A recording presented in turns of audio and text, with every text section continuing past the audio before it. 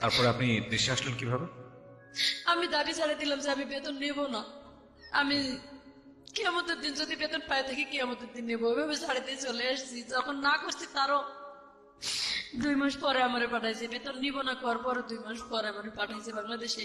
আমার এই কথাটা বলছে অমুক ছেলের সাথে, হয়তো বা অমুক ছেলে আমার সাথে জোর করে শরীরে হাত দিচ্ছে, এটাও বলতে পারিনি।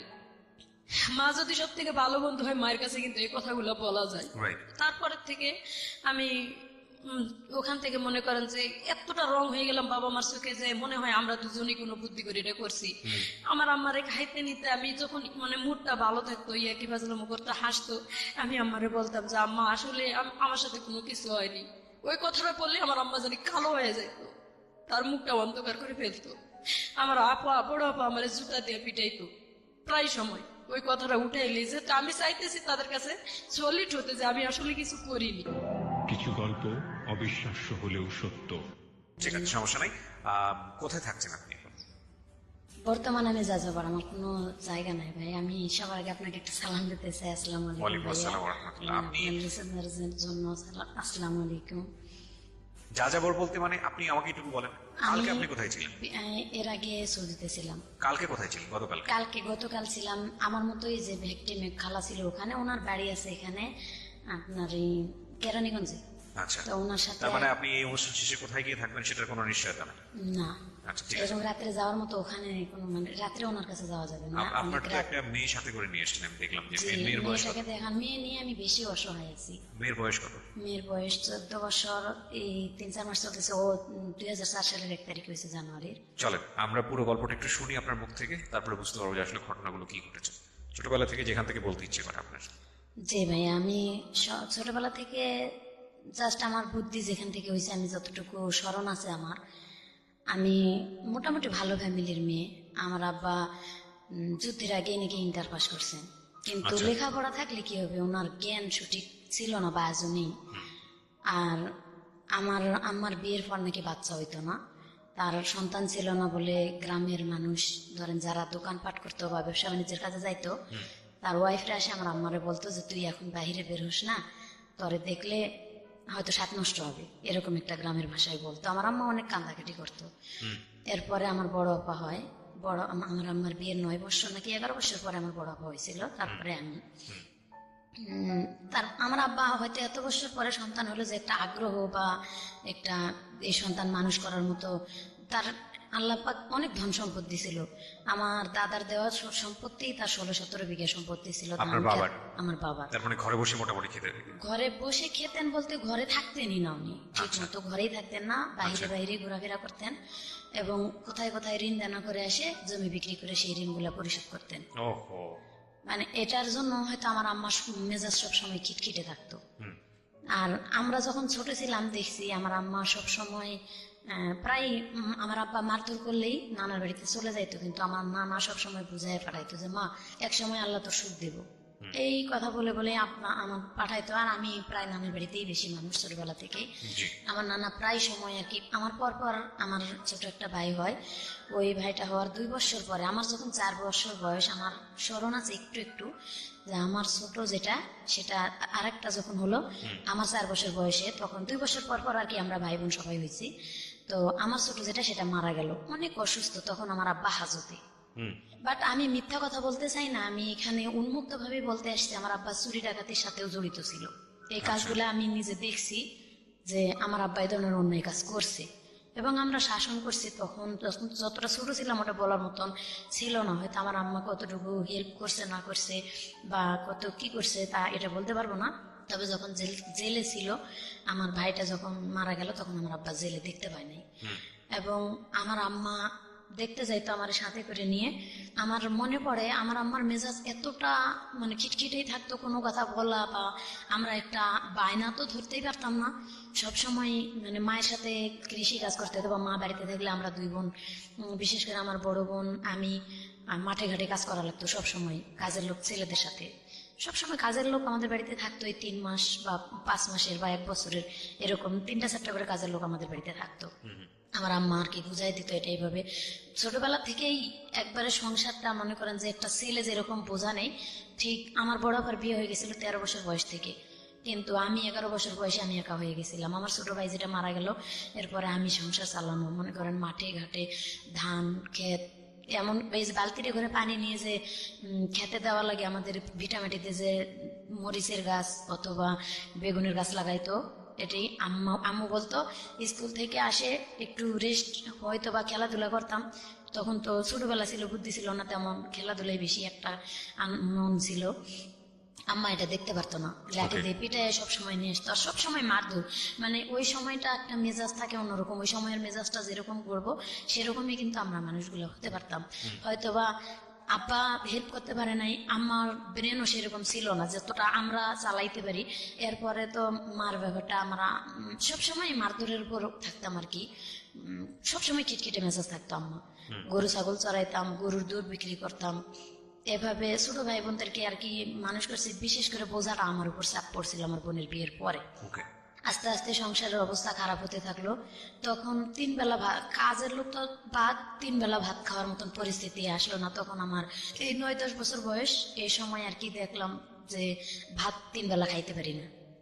আর যদিও আম্মা একটু কষ্ট করে ধান আবাদ করে নেই, হয়তো সিদ্ধ শুকনা করতে পারে না, ধান নষ্ট হয়ে যায়, এভাবে মানে আমরা 3 বেলা ভাতও খাইতে পারিনি। এমন দিন চলে গেছে, এমন দিনের পর দিন আর কি না খাইতেছি। আবার এমন সময় দেখে গেছে আমার আব্বা যখন ওই যে অন্যায় পথে ইনকাম করতো, হয়তো সেই সময়টা অনেক ভালো খাওয়াইতেছে। সেটা হয়েছে হালাল রুজি না, আমার এটা স্মরণ আছে, এটা হালাল রুজি না। আমার আব্বা যে সময় খাওয়াইতো এটা হালাল রুজি করে খাওয়াইতো না। যেমন এলাকাতে মেলা হইতো, আমার আব্বা মেলাই কোন এক ওষুধ, গুঁড়া জাতীয় ওষুধ নিয়ে আর কি, এটা মনে করেন তরকারির মধ্যে মিশাই মানুষের খাওয়ায় টাকা পয়সা নিয়ে আসতো। এটা আমি দেখছি নিজের চোখে, কিন্তু তখন এরকম জ্ঞান হয়েছিল না যে বাবাকে বাধা দিই, মানে এটা খারাপ কাজ, এটা বুঝতে খারাপ কাজ, এটা বোঝার মতন জ্ঞান তখন ছিল না। তবে যখন জ্ঞান হয়েছে আমার বোঝার মতন, আমার আব্বারে অনেক 10-12 জন লোক আর কি খুঁজতে আসছে। তো ওনারা আসে জিজ্ঞাসা করলো আমাদের বাড়িতে, আমার আম্মার সামনেই জিজ্ঞাসা করছে যে মহসিন কোথায় গেছে। তখন আমার আম্মা যখন মিথ্যা বললো, আমার আম্মা জানে যে আমার আব্বা তাস খেলতে বসছে এখানে গ্রামের এক গ্রাম বাড়িতে, কিন্তু আমার আম্মা মিথ্যা বললো। কথাটা কেমন জানি আমার মাথার মধ্যে নাড়া দিয়েছে, মিথ্যা কেন বললো, অবশ্যই এখানে কারণ আছে, কিন্তু আছে। তখন আমি দৌড় দিয়া, লোকগুলা বের হয় যখন বাড়ি থেকে চলে যাচ্ছিল, আমি মাঠে যাই, মানে মাঠে না, বাড়ির থেকে আর কি একটু দূরে, আমার বাড়ির সামনে যায় পুকুর আছে, আমাদের পুকুরের কাছে যায়, বলতেছে আঙ্কেল আমার আব্বা তো বাহে কোথায় আছে। আমার আম্মা জানে ঠিক বলে নেই, আমি বলবো কোথায় আছে, আসেন দেখাই দিছি, অমুক বাড়িতে আছে। যখন ওই বাড়িতে যাই দেখাই দিল, তখন আমার আব্বাকে ওইখানে যাই সোজা কলারটা ধরে কয়েকটা ঘুষি দিছে আমার সামনে, বলছে যে কালকা রাত্রে যে জিনিসগুলা নিয়ে এসো, জিনিসগুলা কোথায় দেও। তখন আমার আব্বা মানে কথা তর্কাতর্কি করতে আমার আব্বারে গ্রামের মানুষ আরো 2-4 জন মুরব্বী নিয়ে অনেক মারধর করছে। এমন মারছে যে $5 পর্যন্ত দিছে আমার চোখের সামনে, রাস্তার মাথায়, আমার চোখের সামনে আমি দেখছি। তখনও আমার আব্বার শরম হয়নি যে এই কাজগুলো করলে লজ্জাজনক বিষয়। আমার আব্বা তো সম্পদ থুয়ে গেছে, আমি সন্তানদেরকে মানুষের মতো মানুষ করি বা লেখাপড়া করাই। মাঝে মাঝে আমাদেরকে নিয়ে বসতো, হয়তো প্রাইভেট দেওয়ার মতো ক্ষমতা হয়নি, মাঝে মাঝে শিখাইতো পড়া, কিন্তু আমার আব্বা সবসময় এই অন্যায় কাজগুলো করছে। আমি বড় হওয়া পর্যন্ত দেখছি, আমার সন্তান হওয়া পর্যন্ত আমার আব্বা এই অন্যায় কাজগুলো করছে। তো ফ্যামিলি থেকে যখন একটা মেয়ে নির্যাতিত হয়, তখন কিন্তু সে নিজের একটা পথ খুঁজতে থাকে যে নির্যাতিত ফ্যামিলি থেকে সরে আমি কোথায় যাইতে পারি। আমার আব্বা যখন এই যে এই কাজগুলো যখন করে অন্যায় দেখলাম, যখন বোঝার মতো বয়স হয়েছে, তখন থেকে বলতে শুরু করছি যে আব্বা এটা করা ঠিক না, উল্টা আমাদেরকে মারধর করে। প্লাস দেখছি মাঝে মাঝে আমার আব্বা, আমার আম্মা কিন্তু হেল্প করে মোটামুটি, যদি হেল্প না করতো মানে এত দূর আগাইতে পারতো না আমার আব্বা। মোটামুটি কিছু কাজে হেল্প করছে আমার আম্মা, হয়তো টাকা পয়সা পাইলে একটু খুশি থাকছে, আবার যখন না থাকছে তখন অনেক কান্দাঘাটি করছে। কিন্তু ওই রাগটা আমার আব্বার উপর রাগ না দিতে পারে, আমার উপর বিশেষ করে অনেক অত্যাচার করছে। আমার আব্বার বিয়ে হয়ে যাওয়ার পর আমি সংসারে একজন ছিলাম, বা আমি মোটামুটি তর্ক করতাম আমার লগে যে এটা করা ঠিক না, এটা করা ঠিক না, এভাবে বলতাম, দেখে আমারে মারতো।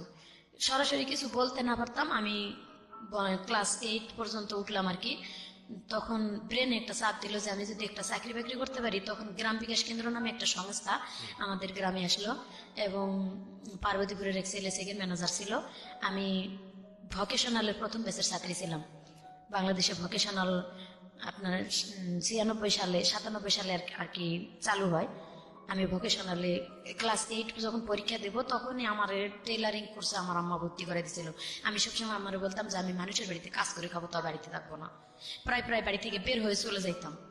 যাই আমাদের ওখানে বিরামপুর একটা শহর আছে, শহরে আর কি মানুষের বাড়িতে আমি এমনি হোটেলে যাই, বসে বলতাম যে আমার যদি কেউ কাজ করে নেন আমি কাজ করে খাবো। এভাবে 3 দিন 4 দিন 5 দিনও মানুষের বাড়িতে কাজও করছি, মরিচ বাটা থেকে শুরু করে যা লাগে মশলা বাটা এভাবে কাজ করেও খাইছি। তো আমার আব্বা আবার খোঁজ পায়ে যায়, নিয়ে আসছে মারধর করে ওখান থেকে, তুই লেখাপড়া করবি, তুই মানুষের বাড়িতে কাজ করবি কেন। ওকে। পরে এভাবে চলে গেছি। যাওয়ার পরে ক্লাস 8 পাশ করি, যখন ক্লাস 8-এ পড়াকালীনই ওই গ্রাম বিকাশের সংস্থার খবর পাইলাম যে আমি স্কুল বাদ দিয়ে এটা ভোকেশনালে ওখানে টেলারিং শুধু কাজ চলতো আগের বেসে। তো আমি 96 আমি ওখানে ভর্তি হলাম, টেলারিং কাজ শিখলাম 1 বছরের কোর্সে। আলহামদুলিল্লাহ কাজ শিখে আপনি তখন গেছিলাম। কোন ক্লাসে পড়েন? আমি তখন ক্লাস 8-এ পড়ি। ক্লাস 8 এ পড়েন। 8-এ পরীক্ষা দিলাম না, 8-এ পরীক্ষা না দিয়ে ওখানে আমার আম্মা ভর্তি করে দিয়ে আর কি আমাকে কাজ শিখালো। আমি খুব আগ্রহী ছিলাম কাজ শেখার জন্য। পরে ওখানে ভর্তি করে কাজ শিখালো। কাজ শিখার পাশাপাশি এদিকে আমি হাট করি, বাজার করি। হাট বাজার করে যতক্ষণ এরা নিয়ে আসি ততক্ষণে কিন্তু আমার ভাইদেরকে খাওয়ানো হয়। আমি গাছে উঠে আম পাড়ি এবং মুরগির ডিম বিক্রি করে, গরুর দুধ বিক্রি করে ভাই বোনদের জন্য বাজার করে নিয়ে আসতাম সেই সময়টা তো। এবং আমার নানার বাড়িতে যাইতাম, নানার বাড়ি থেকে মাথায় করে চাল ডাল 1 মণ অথবা 25 কেজি ওজনের জিনিস আমি মাথাত করে নিয়ে আসতাম। আনতে আনতে রাস্তার মাথায় বা গ্রামের যে কোনো একটা আইল পার হতে পারতাম না, ফালাই দিয়ে বোঝা নিয়ে বসে থাকতাম। আবার কতক্ষণে কেউ আসলে বলতাম আমার একটু এটা উঠাই দেন। এইভাবে আমাদের ক্ষেত জমি থাকতেও এত কষ্ট করে নানির বাড়ি থেকে চাল ডয়ে আনে আমার ভাই বোনদেরকে খাওয়ায় মানুষ করতে হয়েছে বা দিতে হয়েছে অভাব অনটনের কারণে। তারপরেও কাজ শিখলাম। কাজ শেখার পরে ওখানেই আবার আমার স্যারেরা বললো যে তোর মাথার ব্রেন অনেক ভালো, তো এবার নতুন একটা কোর্স আসতেছে, এটা হচ্ছে ভোকেশনাল লেখাপড়া করলে ভালো চাকরি হবে এবং এখানে ইন্টার পাস মেয়েরাও আসে ভর্তি হয়, ম্যাট্রিক পাস করলে এখান থেকে অনেক ভালো একটা পজিশনে যাইতে পারবা। আমার আম্মাকে যাই বললাম যে আম্মা স্যারেরা তো এরকম করে বলছে যে এখানে ভোকেশনালে ভর্তি হলে নাকি সার্টিফিকেটের অনেক মূল্য। তো আম্মু বলতেছে যে ঠিক আছে তুমি তো এইটা পরীক্ষা দিলা না। আমি আবার স্যারদের কাছে গেলাম এইটা সার্টিফিকেট নিতে, আমার সার্টিফিকেট দিল না, যার কারণে আমার আপার নামে সার্টিফিকেট উঠাই দিল, মাজেদা নামে। ওই আমার আপার নামে সার্টিফিকেট নিয়ে এসে আবার ভর্তি হলাম সেখানে। তো আমি স্যারদের সাথে পরামর্শ করলাম যে এটা যে আমার আপার নামে সমস্যা হবে না, বলছে না কোনো সমস্যা হবে না, তুমি করো। তো ওখানে লেখাপড়া করতে থাকলাম। লেখাপড়া করতে করতে আমাদের গ্রামে একটা সংস্থা নিয়ে আসলাম, গ্রাম বিকাশ কেন্দ্র। ওই গ্রাম বিকাশ কেন্দ্রের যিনি সেকেন্ড অফিসার ছিল উনি আবার জীবন বীমাতে যায় চাকরি নিল। তা আমি গ্রামে একটা সমিতি বানালাম, 5 টাকা করে সবাই সঞ্চয় দিত 7 দিনে, এবং যারা 3 মাস সঞ্চয় চালাবে ঠিক মতো তাদেরকে একটা করে ঋণ দেওয়া হবে আর কি এনজিও থেকে, তাদের গ্রামের উন্নয়নের জন্য। তো এটা ভর্তি হয়ে অনেকে টাকা উঠাইলো আর আমি উঠাইলাম না। আমি লেখাপড়া এদিকে চালাচ্ছি, 7 দিন পর পর সঞ্চয় আমার নামে একটা জমা দিচ্ছি। এভাবে দিতে দিতে উনি বললো কি যে তুমি মোটামুটি মাথার ব্রেন আছে, তুমি কি চাকরি করবা? আমি জীবন বীমাতে জয়েন করতেছি বিকাশ থেকে বের হয়ে। তো আমি বললাম যে ঠিক আছে, চাকরি যদি করতে পারি আলহামদুলিল্লাহ, আমি চাকরি করতে চাই, কিছু একটা করতে চাই এই ফ্যামিলিটার থেকে বের হয়। তখন বললো কি যে তোমাকে ইন্টারভিউ দিতে যেতে হবে জীবন বীমা ভবন রংপুরে। তো আমি আমার আম্মাকে না বলেই চলে গেছিলাম, বললে তো যাইতে দিবে না আমি জানি। আমার ব্রেনে কাজ করতেছিল যে আমি একটা চাকরি হলে আসে সুসংবাদ দেবো যে আমার চাকরি হয়েছে। তো আমি ইন্টারভিউ দিতে চলে গেছিলাম এবং যার সাথে চলে গেছিলাম উনি হয়তো বা আমাকে লাইক করতো। আমার কাছে এগুলো বলছিল যে ও লেখাপড়া যত করতে চাই চাষি আপনারা করান, আমি লেখাপড়া করাবো, বা আমি হয়তো একসময় বিয়ে শাদী করবো। এটা আমাকে বলে নাই, আমার আম্মারে বলতেছিল হয়তো। তো আমারে বলছে তুমি যদি চাকরি করো আমি তোমার একটা চাকরি দেবো সেখানে, এবং ওখান থেকে তুমি রংপুর টেকনিক্যাল কলেজে লেখাপড়া করতে পারবা এখানে এসএসসি পরীক্ষা দেওয়ার পরে। তো আমি গেলাম ইন্টারভিউ দিতে ওনার খালাতো বোনের বাসায়, আমার রাখে ইন্টারভিউ দেওয়ালো, পরীক্ষা দেওয়ালো। পরীক্ষা দিয়ে আমি ওখান থেকে পাস হয়েছি, রেজাল্ট ভালো দিছে যে এখান থেকে তুমি চাকরি করতে পারবা, তোমার মাঠকর্মী হিসেবে তোমার চাকরি দেওয়া হবে। স্যালারি হয়তো প্রথম অবস্থায় 3000 আসবে, তুমি যদি ভালো কাস্টমার জোগাড় করতে পারো বেনিফিট বাড়তে থাকবে তোমার। প্রিয়, আমরা ফিরে যাচ্ছি আমাদের অতিথির গল্পে। জি। এভাবে ওখান থেকে চলে আসলাম। 3 দিন পরে বাড়িতে আসলাম। আমি বাড়িতে আমার আম্মা ঢুকতে দেবে না। কেন ঢুকতে দেবে না? আমি কেন গেলাম না বলে কেন গেলাম, হয়তো খারাপ কিছু করতে চলে গেছি। আচ্ছা আচ্ছা। এমন তখন কি আপনি ক্লাস 8 এ? আমি ক্লাস 8 এর শেষের দিকে। শেষের দিকে। আচ্ছা। এমন মারছে আমার, অনেক মারছে আমার মা। ওই সময়টাতে এমন মারছে যে আমি উঠতে পারতেছি না বিছানা থেকে। এরকম আমার আব্বা এবং আম্মা দুজনে মিলেই মারছে যে তুই গেলি কেন, আমার আর স্কুল বন্ধ, লেখাপড়া বন্ধ, কিচ্ছু করতেই দিবে না। আমি এত অনুরোধ করে বলতেছি যে না মা, আমি চাকরি করব, আমি কিছু একটা করতে চাই, নিজের জন্য নিজের পায়ে দাঁড়াতে চাই। তখন কিন্তু সুযোগও ছিল অল্প লেখাপড়াতে, কিন্তু তারা করতে দেয়নি। ওখান থেকে আমি যখন 15 দিন বসে থাকলাম, স্কুল থেকে আমাদের স্কুলের দপ্তরিকে পাঠানো হলো যে কেন স্কুলে আসতেছে না ভালো ছাত্রী। আর ওখানে মাত্র 33 জন ছাত্রছাত্রী ছিলাম, 20 জন মেয়ে এবং 13 জন ছেলে, এটা বাছাই করা। ওখানে পরীক্ষা দিয়ে নিতে হয়েছে। পরে স্যারেরা যখন লোক পাঠালো তখন বললো যে হ্যাঁ লেখাপড়া করতে পারবে, এখানে শর্ত আছে, ও কোথাও যাইতে পারবে না, কিচ্ছু না। তখন স্যারেরা আমার বললো যে না, ও তো ভালো মেয়ে, অনেক ছোট্ট মেয়ে, আমার মতো ছোট কেউ ছিল না ওখানে, অনেক ইন্টার পাসের মেয়েরা ছিল এবং বিবাহিত মহিলারা ভর্তি হয়েছিল ওখানে, ম্যাট্রিক পাস করার পর পর, আবার কিছু 8 পাস করার পর ভর্তি হয়েছিল। পরে সবাই স্যারেরা বললো না, ও অনেক ভালো মেয়ে, ও হয়তো বুঝতে পারে নাই এটা কেন গেছে, কিসের জন্য গেছে চাকরি নিতে, এটা আমরা শুনবো। পরে আবার রানিং হলো ক্লাস, আমি ক্লাস করা শুরু করে দিলাম। এখানে ক্লাস করতে করতে করতে করতে আবার মানে আমার ফ্যামিলি থেকে সবসময় চাপ আসতেছে, ফ্যামিলি থেকেই লেখাপড়া করা এবং বালতিতে করে বা কলসিতে করে পানি নিয়ে মরিচের খেতে দেওয়া, এভাবে লেখাপড়া করে কুলে উঠতে পারি না। আবার আমার আব্বা অনেক মারধর করে, আমার আম্মারে অনেক মারধর করে সবসময়, হয়তো ওই জমি বিক্রি করে টাকা নষ্ট করে, এগুলা নিয়ে আমার আব্বার সাথে আমার আম্মার সবসময়টা মারামারি লেগেই আছে ফ্যামিলিতে। সবসময় যদি প্রত্যেকটা দিন খেট খেট খেট খেট অশান্তি, আমার আম্মারে সবসময় আব্বা মারতেছে, বা আমার আব্বা তাস খেলতে যাইতেছে, আমার আব্বা মানে কথাই শুনতেছে না, ফ্যামিলিতে কোনো কাজ কাম করতেছে না, এভাবে আম্মার সাথে লেগেই আছে। মানে মন মেজাজ সবসময় ভালো থাকতো না ভাইয়া। তখন বলতাম যে যদি আল্লাহ নিজে একটা কোনো কিছু করতে পারতাম, তাও তো মানে এখান থেকে একটু সরে যাইতে পারতাম, পারতেছি না। নিজের বাপ যেহেতু কিছু বলতে যে কেন এরকম করতেছো, বা আম্মার সাথেও বলতে পারি না, আমার আম্মা অসুস্থ হয়ে থেকে দেখতে পারি সারা রাত আম্মার সেবা করতে করতে কাটে যায়। সকালবেলা উঠে রান্না করে রেখে স্কুলে যাই, আর গরু ছাগল বাঁধে রেখে স্কুলে যাই, স্কুল থেকে আসে আবার সেই গরু ছাগল মাঠ থেকে আনে পানি খাওয়ায়। আবার আম্মা দেখা গেছে অসুস্থ হয়ে আছে, আবার এই আকন্দের পাতা, এই পাতাটি নিয়ে এসে পাতা বালু নিয়ে এসে গরম করে আবার আম্মার সেক দিতে হয়, মলম দিয়ে ডলা দিতে হয়, আবার মারের কারণে আবার মানে প্রায় নিত্য দিন এটি। গরু ছাগল নিয়ে এসে সেই গরু ছাগল বাঁধতে হয়, উঠাইতে হয়।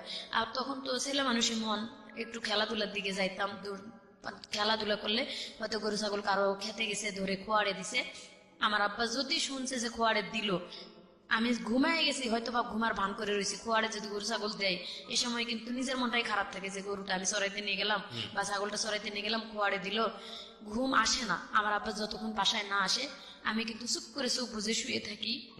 আমার আব্বা ঘুমের তালে আসে পাতা দিয়ে ইচ্ছা মতো গাড়ি শুরু করে দেয় যে গরু ছাগল ছাড়ে দিয়ে কই গেছিলা, কেন নিয়ে গেল খোয়াড়ে।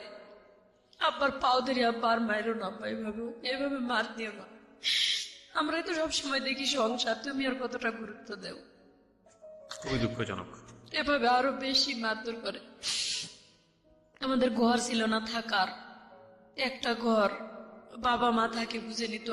তখনও তো সেরকম বয়স হয়েছিল না, একটু বোঝার মতন বয়স হয়েছিল আর কি, ক্লাস 8 শেষের দিকে, তো 8, 9 এরকম টাইমটা একটু বোঝার মতো সব বয়স হয়েছিল আর কি। থাকার মতন জায়গা ছিল না, আমার আব্বা ঘর করতেও না, ছোটবেলা থেকেই এক ঘরেই থাকতাম। আবার আমার দাদি ছিল, দাদি কোনোদিন আমাদেরকে নিত না এক ঘরে, বলতো যে প্রসাব করবো, যার কারণে আমার দাদি যখন মারা যায় আমরা তখন ছোটই ছিলাম, ওই পরে থেকে দাদি মারা যাওয়ার পরে ওই একটা ঘরই আমাদের ঘর যেটা ছিল, এটা অরিজিনাল ঘরটা পড়ে গেল। এমনও দিন আছে ভাত খেয়ে ঘরটা ঝাড় দিয়ে হয়তো ভাতের আটাটা একটু দেয়ালের দিকে ঠেলে দিয়ে থুয়ে দিত আম্মা, ওইখানে বিছনা করে ঘুমাই থাকতাম। মাথায় তেল তুল দিলে পিঁপড়া আসে, কান মাথা মানে পুরা মাথা একবারে পিঁপড়া যেমন ঘর বাঁধে এরকম ঘর বাঁধার মতো, ঘুমে তেল উঠে সিলাসিলি করতাম, কান মাথা ডলাডলি করতাম। আব্বা উঠে একবারও দেখতো না, হয়তো আম্মা উঠতো মাঝে মাঝে, আর মাঝে মাঝে বলতো যে ঝাড়া দেও মাথাটা, ঝাড়া দেও, কিন্তু একবারে ঘর বাঁধার মতো পিঁপড়া, বড় বড় দাঁতলা লাল পিঁপড়া গুলা কানের মধ্যে কামড় দিয়ে। এরপর পরে এত কষ্ট করে থাকতে থাকতে আল্লাহর কি হুকুম, এরপরে 95 বন্যাতে আমার ঘরটার সব ভাঙে গেছিল। তখন আমি স্কুল থেকে আসে বালি প্লেটে করে পুকুর থেকে পানি উঠে যেতাম বা এই কাদা উঠাতাম ডুব দিয়ে দিয়ে উঠে এই কাদাটি 5 দিন 7 দিন শুকায় আবার ওই কাদা মাথায় করে টোয়াই নিয়ে এসে আমার কইছি আম্মা তুমি বাদ দাও আমি মাটি উঠে দিয়ে এভাবে ঘর করবো, আমরা ঘর না হলে থাকতে পারবো না। তারপর তার বেড়া করে থাকে, পরে ওই ঘর দিয়ে আমরা নিজেরাই ঘর তৈরি করলাম, আম্মা আর আমি। জি। বিশেষ করে আম্মা আর আমি পরিশ্রম করে ঘর দুটা তৈরি করলাম, মাটির ঘর। এবং গ্রামীণ ব্যাংকের থেকে কিস্তি উঠায় আম্মা ঘরে টিন দিল, দিয়ে মোটামুটি আর কি একটু সচ্ছলের দিকে তখনকার থেকে হালকা নিজেরা আম্মা আমি এই কিস্তি উঠায়া গরু ছাগল পালে এভাবে ক্ষেত খামার নিজেরা একটু করে চালাইতে পারতেছি টুকটাক করে। ঠিক এরকম অবস্থায় আমার স্মরণ আছে যে আমি যখন ক্লাস 9-এর প্রথম দিকে, তখন মানে গ্রামের টিভি ছিল, সাদা কালো টিভি, আমার এক মামার বাড়িতে, গ্রামে হয়তো আর এক ভাইয়ের বাড়িতে। তো রাত্রে সবাই যাইতো, আমরা মাঝে মাঝে লেখাপড়া শেষ করে আবার টিভিও দেখতে যাইতাম। জি। তো একদিন রাত্রে আমি টিভি দেখতে গেছি আমার মামার বাড়িতে, আমার অনেক খারাপ লাগতেছে। আম্মারে বলতেছি আম্মা আমার জানি শরীরটা অনেক খারাপ লাগতেছে, তো তোমরা নাটক শেষ করে আসো। তখন ছোট ছোট ডেউ নাটক হইতো। বলছে যে তোমরা পরে আসো একটু, আমি আগে যাই। তো নাটক শেষ হয় নাই, আমি চলে আসছি। আমি আসলে আম্মা পিছে পিছে আমার আম্মা ওরা চলে আসছে। আর আমি যে চলে আসছি, আমার মামাতো ভাই কোন ফাঁক দিয়ে চলে আসছে ঘরে আমি জানি না। আমি সোজা আমাদের বাড়িতে ঢুকে আগে আমার মানে কারেন্টের সুইচ অফ না করে ঘরের দরজাটা শুধু খুলে দিছি, তালাটা খুলে বাইরের দরজা খুলে রেখে আসছে। আম্মা তো পিছে আসবেই 10 মিনিট পরে। আমি বাইরের দরজা খুলে রেখে চলে আসে, দরজা তালাটা খুলে আমি কলপাড়ে গেছি যে প্রস্রাব করে হাত মুখ ধুয়ে আসি, ধুয়ে ঘুমাবো। আমি কলপাড়ে গেছি, কলপাড় থেকে ঘরে আসে ঢুকা মাত্র আমার মামাতো ভাই আমার জড়ায় ধরছে। যখন ও আমারে জড়ায় ধরছে আমি চিনতে পারি নাই কি, আমি চিৎকার যে জোরে দেবো এরকম পারি না, তার কারণে এটা গ্রাম মান সম্মান যাবে। আমি বলতেছি যে কে তুই সর, আমার কাছ থেকে সরে যা। ওর সাথে সর দিতে পারতেছি না, তবে মানে এত জোরাজোরি করতেছে, খামসাখামি করতেছে। আমি ওরা ধাক্কা দিয়ে চৌকির উপরে, আমাদের ঘরে চৌকি ছিল, চৌকিতে ফালাই দিতেছি, ও আবার উল্টা আমারে ধাক্কা ফালাই দিতেছে। এভাবে কুস্তা কুস্তি অনেকক্ষণ আমি প্লিজ হাত পাও ধরতেছি, অনুরোধ করতেছি ভাই তুই কে, তুই সর। পরে ওর কণ্ঠটা বুঝতে পারছি আমি যে ও আমার মামাতো ভাই। তো আমি ওরা বলতেছি তুই আমার এখানে কেন আসছিস ভাই, তুই সর ভাই। যখন শুনে না তখন অনেক খারাপ ভাষা, গ্রামের খারাপ ভাষা তো জানেনি কি কি খারাপ ভাষা করে বলতে হয়, একবার এইভাবে বলতেছি, এরপরও শুনে না। তার মধ্যে আল্লাহর হুকুম আমার আব্বা আম্মা চলে আসছে। আমি ঘাইমা ভাই, একবারে জ্বর জ্বর করে আমার শরীর দিয়ে ঘাম পড়তেছে। আমার আব্বা আম্মা আসে বাড়িতে ঢুকছে, ঢুকার পরে ওর সাথে সাথে চোখের নিচে ঢুকে গেছে। ও যখন চোখের নিচে ঢুকে গেছে, আমার আম্মা আসে সোজা ঘরে ঢুকছে, আমার আব্বা আসে বাইরে খিল লাগাই দিয়ে টেবিল পড়ে গেছে। তো আমার আব্বা যখন টেবিল পড়ে গেছে তখন ওই আমার আম্মা ঘরের দরজার পাশে দাঁড়িয়ে আছে, আর আমি কাঁপতেছি। আমার যে আম্মা ডাকতেছে ঘরে, বাতি দিস নিকা, বাতি দিস নিকা। আমি পাই আমার কণ্ঠ বের হইতেছে না যে আমি কথা বলবো, এরকম মানে এতটা আতঙ্ক হয়ে গেছি। এবং ভয় তো এক আছে, আবার ওর সাথে অনেকক্ষণ ধরে যুদ্ধ করতেছি, প্রায় 15-20 মিনিটের বেশি। আমার আম্মা সুইচ যখনই সুইচটা দিছে, আর ওই দরজা একবারে মানে দরজা সোজা চোখে নিচ দিয়ে এই মাথাতে ঢুকে এই মাথাতে বার হয়ে দৌড়তেছে। ও যখন বাহিরে দৌড়তেছে, আমার আব্বা প্রসাব করা বাদ দিয়ে মনে হয় কে কে করে দৌড়াতে দৌড়াতে ও চলেই গেছে। সোজা আসে আমার কয়েকটা ইচ্ছা মতো চড় গালে মুখে দিয়ে ওই অবস্থায় আমার আব্বা আম্মা দুইজনে আমার মারে সেন্সলেস বানায় ফেলাইছে। ও গড। আমি সেন্সলেস অবস্থায়, সেন্সলেস থেকে উঠার পরে আমার বারবার জিজ্ঞাসা করে যে ওই কেন আসছিল আর কি হয়েছে। তারা মনে করেছে আমার সাথে দুর্ঘটনা, আজও তারা বিশ্বাস করে না যে কিছু হয় নাই। আমি এত আল্লাহর কসম, আমার মায়ের কসম দিয়ে বলি যে আমার সাথে কোনো কিছু হয়নি মা, আমি কোনো কিছু করতে দেইনি। আর যদি হইতো এটা জোরপূর্বক কিছু হইতো। আমার আম্মা বিশ্বাস করে না, তুই মিথ্যা কথা বলে হয়তো ওর সাথে পরামর্শ করে তোরা আইছিস, এটা এইভাবে যে আমরা ওখানে আছি তোরা পরামর্শ করে এখানে আইছিস। আল্লাহর কসম ভাই, আমার সাথে ওর সাথে কোনোদিন এই ধরনের কথা বা ও কখনো আমার এই কথাটা বলেও নাই। ও আমার থেকে বয়সে ছোট ছিল, আর ও এরকম কিছু করবে আমিও কখনো পরিকল্পনা করিনি। তারপরে কি হলো? আমার আম্মার এটা বিশ্বাস করা উচিত ছিল, কিন্তু বিশ্বাস করেনি। বলছে যে অ্যাক্সিডেন্ট একটা কিছু হয়েছে। তখন থেকে ওই ছেলের সাথেও আমি কথা বলি না। আমার সাথে সাথে আমার আম্মা বের হয়ে আমার মামির কাছে গেছে, যাই মামির সাথে কি বলে চলে আসছে জানি না। তারপরে তখন আমার দিকটা আরো অন্যদিকে চলে যাচ্ছে যে আমি কিভাবে এই ফ্যামিলি থেকে বের হতে যেতে পারবো। মানে সব সময় এমন খারাপ ভাষা ইউজ করতো আমার আম্মা আরো বেশি। ওই সময়টা তো একটা ইয়ং মা সব থেকে ভালো বন্ধু হওয়া দরকার সন্তানের, সেই সময়টা মা সব থেকে ভালো বন্ধু হওয়ার দরকার। কিন্তু আমার মা ছোটবেলাতে যা করছে করছে, কিন্তু ওই সময়টা এসে একটু অন্তত নর্মাল হওয়ার প্রয়োজন ছিল। এমনিতে রাত্রির দিনে হাট বাজার করাইতো, লাকড়ি গুড়ি কুড়াইতো, এই বয়সে যায় লাকড়ি কুড়ায়, কুষারের ক্ষেত থেকে, মানুষের কুষারের ক্ষেত থেকে কুড়ি বোঝায় বোঝায় কাট, ওই সময়টা তো কুড়াই নিয়ে এসে দিছি। এরকম অবস্থায় কিন্তু গ্রামের ছেলেদের কাছে অনেক লাঞ্ছিত হইতে হয়। সেগুলো তো মায়ের কাছে বলার মতো সুযোগ ছিলই না, কখনো বলতে পারিনি যে অমুক ছেলে আমার এই কথাটা বলছে, অমুক ছেলের সাথে হয়তো বা অমুক ছেলে আমার সাথে জোর করে শরীরে হাত দিচ্ছে, এটাও বলতে পারিনি।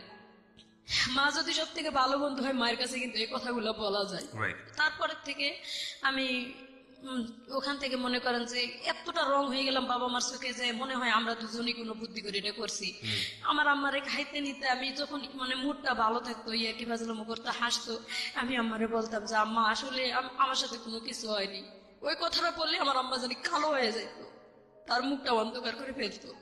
আমার আপা, বড় আপা আমার জুতা দিয়ে পিটাইতো প্রায় সময় ওই কথাটা উঠে এলি, যে আমি চাইতেছি তাদের কাছে সলিড হতে যে আমি আসলে কিছু করিনি। প্রিয় শ্রোতা, আমরা ফিরে যাচ্ছি আমাদের অতিথির গল্পে। জি। যখন না পারছি তখন মানে আমি আমার ক্লাসমেট ছিল স্বামী একটা নাম, বান্ধবীর সাথে মোটামুটি শেয়ার করতাম যে ফ্যামিলি থেকে মেয়েরা যদি লাঞ্ছিত হয় তারা কোথায় যায় দাঁড়াইব। রাইট। ও যখন বলতো ওর বাবা মা এটা দেয় সেটা দেয় বা তাদেরকে এত সাপোর্ট করে, তখন নিজের মনটা যেন ভরে উঠতো শুনে যে ওর বাবা দিনমজুরি কাজ করে এবং সুন্দর একটা বাড়ির উঠান, বলতেছে আমরা এত পদ্মার ভিতরে থাকি যে আমাদের বাড়ির উঠানের বাইরে যেটা খোলা থাকে, এই খোলাটা পর্যন্ত মাটির প্রাচীর দিয়ে ঘেরানো, আমার আব্বা নিজে পরিশ্রম করে এটা করছে।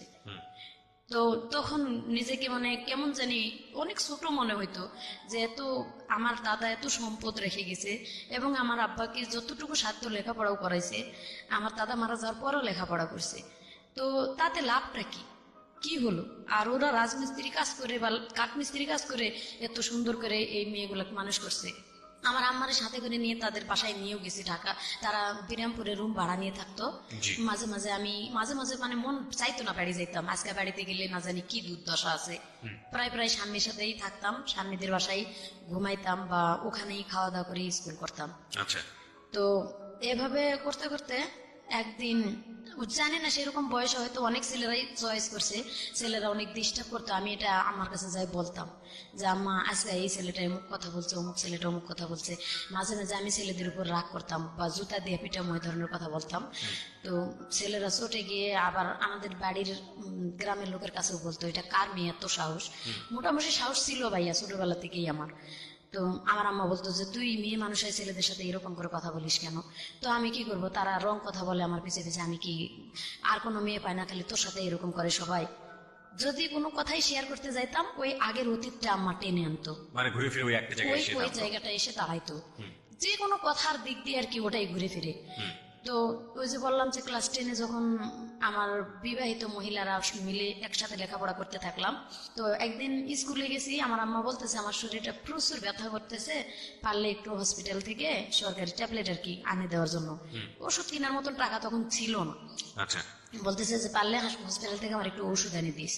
তা আমি বললাম যে ঠিক আছে আমি যাব। গেছি স্কুলে, এমন বৃষ্টি আসছে, অনেক বৃষ্টি। আর আমি সকালবেলা বাসাতে বের হয়েছি, পরেতেই হালকা হালকা বৃষ্টি হইতেছিল। আর আমি যখন বাসাতে বের হয়েছি তখন পাশের গ্রামে আমাদের বাড়ি পার হয়ে মানে নদী পার হয়ে যাওয়া লাগে স্কুলে। তো আমি যখন নৌকা পার হয়ে গেছি তখন একটা ছেলে, ওই আমি আমার হাতে ছাতা আছে এবং ওই গ্রামের ছেলেটা, আমি এখন নাম বলতেছি, ছেলেটার নাম আলম ছিল, কিন্তু তখন আমি জানতাম না। ছেলেটা আমার সামনে এসে দাঁড়িয়ে বলতেছে যে, মোটামুটি হ্যান্ডসাম ছেলেটা ছিল, আসে বলতেছে আপু আপনার বাড়ি কোন জায়গা? তো আমি বললাম যে অমুক গ্রামে। আপনার আব্বার নাম কি, আপনার নাম কি?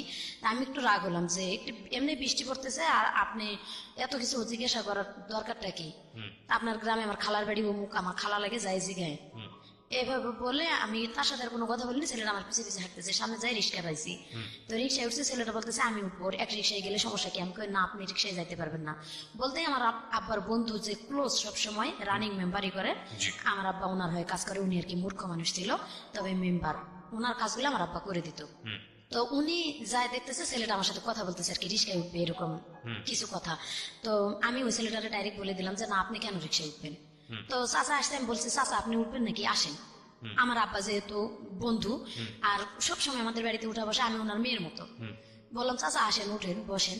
তো চাচা আসে উঠলো আমার রিক্সায়, বসে চাচার সাথে আমি গেলাম স্কুলে। চলে স্কুলে যাই, সেদিন ক্লাস হলো না। তখন মানে সিনেমা হলে ছবি লাগাইছে আসামি বধূ, তো সব মহিলারা, বিবাহিত মহিলারা কি, যে টিচার ছিল, টেইলারিং টিচার, উনি সবার সাথে ফাজলামো করতেছে, আজকে তো ক্লাস হবে না, তো তোমরা সবাই এক কাজ করো, মানে উনি জানি আমাদের সাথে বলছে যে তোমরা সবাই মিলে আসামি বধূ ছবি দেখে আসো, সিনেমা দেখতে যাও। তো যারা যারা বাড়ির পাশে বাড়ি ছিল, হিন্দু বৌদি যারা ছিল বা মুসলমানও ছিল, বলতেছে ঠিক আছে, এটা তো একসাথে হলে ভালোই হয়, হালকা হালকা বৃষ্টিও আছে। তা আমারে পিচ্ছি বলে ডাকতো সবাই, বলতেছে পিচ্ছি তুই কি যাবি? তো কেমন জানি মনটা আনন্দ হয়ে উঠলো, ঠিক আছে সবার সাথে গেলে মনে হয় একটু ভালোই হয় মনটা। আরো বাড়ি থেকে মন খারাপ করে এসছে অনেক, সকালবেলায়ও হয়তো আব্বা আম্মা একটু রাগারাগি দেখে আসছি, মন খারাপ। আমি চলে গেছি তাদের সাথে, আমি কই আমার কাছে তো টাকা নাই বৌদি। বৌদি বলতেছে যে আমি তোর দাদার কাছে বলে টাকা নিয়ে এসছি, বাড়ির পাশে আর কি তার দোকান ছিল, এক পাইলট স্কুলের সামনে তার হাজবেন্ডের দোকান এবং তার বাড়ির সাথেই। ওনার শাশুড়িকে বলে ওনার বাচ্চাকে রাখে, বললো যে আমার এখান থেকে সবাই যখন যাচ্ছে আমরা সবাই মিলে যাবো একসাথে। উনি আমাকে টাকা দিল, নিয়ে গেল সিনেমা হলে, উনি টিকিট কেটে দিচ্ছে, টাকাও দেয় নেই, ওনাদের রিক্সায় করে নিয়ে গেছে, সিনেমা দেখছি আমরা। ওই সিনেমা দেখতে নাকি আমার যে আছে আমার সাথে রিক্সায় আসছে, উনি দেখছে। তো উনি আমার আব্বাকে ডাকে বলছে কি যে তোর মেয়ে অমুক গ্রামের অমুক ছেলের সাথে সিনেমা দেখতে আসছে। আচ্ছা, এখানে মানে একবারে সব জিনিসগুলো পরে প্রমাণ করে দিছে, কিন্তু আমার আব্বা না শুনে না জানে সোজা বাড়িতে গেছে, যায় দেখে আমি স্কুল থেকে যাই ভাত খাইতে বসছি, আমার আম্মা আমার জন্য বসে আসছিল, ভাত খাই নাই। আমিও, আম্মা বলতেছে স্কুল থেকে আসতে আজকে এত দেরি হলো কেন। রাইট। আমি কথাটা মুখ দিয়ে বলবো যে সিনেমা হলে গিয়েছি, এই কথাটা বলার মতো সুযোগ পাইনি, আমার আব্বা বাড়িতে এসে ঢুকছে। এবং উল্টা আমার আম্মা আবার প্রশ্ন করতেছে তোরে যে ওষুধ আনতে বলছিলাম তুই কি ওষুধ আনছিলি? তো আমার আব্বা একটা খারাপ ভাষা ইউজ করে ডাইরেক্ট মানে যে ফিরাতে আমরা বসে ভাত খাই, আমার আম্মা এক পিড়াতে বসে, আমি এক পিড়াতে বসছি, আর এক পিড়ে তুলে আমার ঠাস করে মাথার উপরে বাড়ি দিচ্ছে। তো মাথাটা আমি হালাইছি, পরে এখানে বাড়ি এখনো দাগ আছে, এখানে কাটার মানে ফাটে গেছে জায়গাটা। আমি তো সেন্সলেস হয়েছি কিনা ওই মুহূর্তে বলতে পারি না, তারপরে কি হয়েছে তা বলতে পারি না। আমার আম্মা নাকি আমার উপরে পড়ছে, আমার আম্মারেও অনেক মারধর করছে। আশেপাশে বাড়ির মানুষ জমা হয়েছে, কেন মারধর করছে, ডাইরেক্ট এই খারাপ ভাষা ইউজ করছে আমার আব্বা, যে এরকম অমুক ছেলের সাথে সিনেমা দেখতে গেছে। এভাবে যদি বাবাই বলে তাহলে কি একটা মেয়ের বিয়ে দিতে গেলে কিন্তু অনেক কষ্ট হয়ে যায়। খুব আমার স্বাভাবিক। বড়াম্মারা বলতেছে যে আমরা তো বাড়ির পাশে থাকি, আমরা তো দেখি না একটা, আমি আমার আম্মার এত সংসারে হেল্প করার পরও যদি বড়াম্মারা বলে যে মা আমাদের একটু রুটি বানায় দিয়ে যা, অথবা রান্না করে দিয়ে যা, তরকারি কাটি দিয়ে যা, ঘর লেপে দিয়ে যা, আমি কিন্তু তাও করি। এর জন্য সবাই আমারে ভালোবাসে, যে ও বাড়ির কাম করে করে আমাদেরও কাজ করে দেয়। তাদের মেয়েরা আর কি এতটা কাজ করে না, তাদেরকে বলে দেখ ও নিজের বাড়ির কাজ করে লক্ষ্মী মেয়ের মতো, আমরা বললেও কোনোদিন না করে না। তো তারা আসে এই কথাগুলো বলে যে ওর তো কোনো সময় আমরা এরকম দেখি না, ও শৃঙ্খল। তো ও এই ধরনের কাজ করছে, সেটা তুমি বাপ তুমি গোপনে এসে বলতে পারতা আস্তে আস্তে, যেটা করা ঠিক না, তুমি এভাবে মারধর করলা কেন? এরপরে আমি লজ্জায় গলায় ফাঁস নিতে গেছি, ভোরবেলার দিকে জ্ঞান ফিরছে আর কি। আমি জ্ঞান ফিরে দেখি আমি শুয়ে আছি একা, আমি ওর না পেয়েছে আর কি গলায় ফাঁস নিতে গেছি, যে এভাবে ছোটবেলাতে তো অত্যাচারে মানুষ হইতেছি, আবার এখন উপযুক্ত হয়েছি, যদি ফ্যামিলিতে অত্যাচারিত হই এভাবে কোন ভালো ঘরে বিয়ে হবে? আমাদের তো ভালো ঘরে বিয়ে হওয়ার কোনো সম্ভাবনাই নাই। যার কারণে আমি গলায় ফাঁস নিয়ে মরতে গেছি। আমার আব্বাই দেখছে, আবার কেমনে ঘুমেতেছে, তখন পাইছে আমি আর এক ঘরে থাকি, ঘরের মাঝখান থেকে দরজা, তো ওই দরজার মানে দরজা লাগানো ছিল না, দুইটা ঘর করছিলাম আম্মা আমি মিলে, কিন্তু দরজা ছিল না, টাকা পয়সা অভাবে বানাইতে পারিনি। তো ওই পাশের ঘরে আমি ছিলাম, আমার আব্বা দেখে আবার দৌড় দিয়ে ঘরে যায়, ওনাটা ঘষে আবারও মারছে, আবার তখন অনেক মারলো। মারার পর আবার স্কুল লেখাপড়া বন্ধ। তো যখন 7 দিন স্কুলে না গেছি, এদিকে তো মানে 3 দিন পরে ওই ছেলের নাকি আব্বা দেখা পাইছে, ওই ছেলের বাড়ি যে অমুক গ্রামে। আমাদের পাশের বাড়ির এক ছেলেই ওই ছেলের দেখা পায়, পরের দিনেই বলছে যে কিরে তুই নাকি মুর্শিদারে নিয়ে সিনেমা দেখতে গেছিস, তোর জন্য দেখ মেয়েটার মারে কি অবস্থা। কয় মুর্শিদাকে আমি তো চিনি হই না। তখন ওইভাবে যখন বলছে আমি চিনি না, তুই চিনিস না, অথচ তার এভাবে মারলো, তুই কি সিনেমা সত্যি সিনেমা দেখতে যাস নাই? কয় না আমি সিনেমা দেখতে যাই নাই। তো 3 দিনের দিন ছেলেটা নিজে আব্বার সাথে দেখা হয়, আব্বারে বলে বলতেছে যে চাচা আপনি বলে আমার জন্য আপনার মেয়ের তো দুর্নাম হবে, আমারও দুর্নাম হবে এলাকার। আপনি কি যাচাই করছিলেন যে কোথায় গেছিল আপনার মেয়ে, কেন গেছিল, কার সাথে গেছিল? আমার আব্বা বলে কথা বলে না, বলতেছে যে কোনো ঘটনা না, আপনার মেয়ে নদী পার হয় আমার আমি জিজ্ঞাসা করছি আপনার নাম কি, আবু নাম কি, আর বাবার নাম কি? তো আপনার মেয়ে আমার নামই বলেনি, আমি যার মুখে আপনার মেয়ের নাম মুর্শিদা। তখন আব্বা বাড়িতে এসে ভাত খাইতে বসে কাঁদতেছে আর কি, লজ্জায় নিজের মাথাটা উঁচু করে দেখাইতে পারতেছি না মেয়ের সামনে, আমি এভাবে মেয়েরে মারলাম। রাইট। এটা নিজের থেকে আর কি অনুতপ্ত হইলো আমার আব্বা। কিন্তু আমি লজ্জায় আমার আব্বার সামনে আসিও নেই। কয়েকদিন মনে হয় না খাইছিলাম, আমি বলতে পারি না কয়েকদিন না খাইছিলাম। না খাই থাকলেও কিন্তু মার কাছে হেল্প করছি, মার সাথে মানে মন ভার অবস্থায় চলতেছে, হেল্প করতেছি। আমার মামা ডাক্তার ছিল, পিছনে ব্যান্ডেজ একটু করে দিছিল, মানে রক্ত রক্ত বেরিয়েছিল। এইভাবে যে ছেলে আমার সাথে ওই যে করলো না প্রথম, ওই ছেলের বাবাই ডাক্তার, মামা আমার। এভাবে আর কি 7 দিন যখন গেল তখন আবার স্যারেরা খোঁজ নিল যে এই মেয়েটা স্কুল অ্যাবসেন্ট করে না, তা আবার কেন অ্যাবসেন্ট করলো। তখন বাড়িতে আবার দপ্তরে আসলো, আম্মা বললো যে ওর লেখাপড়ার দরকার নেই, আমরা বিয়ে শাদী দিয়ে দিব। এভাবে হবে না, মানে আমার আব্বার উপর রাগ করে এটা বলতেছে যে কারো কাছে শোনা নাই কিছু নাই, নিজের মেয়ের দুর্নাম বার করে বসে থাকে, এভাবে আর করবো না, থাক। তখন আমি মানে স্কুলে যাবো না, একটা ডিসিশন নিয়েছি স্কুল আর করবোই না। এভাবে 2-3-4 দিন পর পর স্কুল বন্ধ করে দেয়, ইচ্ছা মতো কয়ে যাও, ওটা হবো না, এভাবে লেখাপড়া আমি করবো না। তো স্কুল থেকে স্যারেরা বললো যে তুমি মেট্রিক পরীক্ষাটা পর্যন্ত অন্তত পড়ো, তোমার ভালো হবে। তো আব্বারেও বুঝাইলো অনেক, আম্মারেও বুঝাইলো। আমি আমার আব্বার সাথে তখন রাগ করে প্রায় অনেকদিন কথা বলিনি। স্কুলে যাওয়া শুরু করলাম, আবার স্কুলে যাইতেছি, ক্লাস 9-এ পরীক্ষা দিলাম, মানে এসএসসি পরীক্ষার মতোই গার্ড দিয়ে আমাদের পরীক্ষা হলো 9-এ। আবার 10-এ উঠলাম। 9-এ আমার 12টা সাবজেক্ট নিয়ে লেটার নিয়ে পাশ করলাম মোটামুটি, মানে ভালো পজিশনে। স্যারেরা বললো যে ও অনেক কিছু করতে পারবে, যেহেতু এখনো বয়স অনেক কম আছে।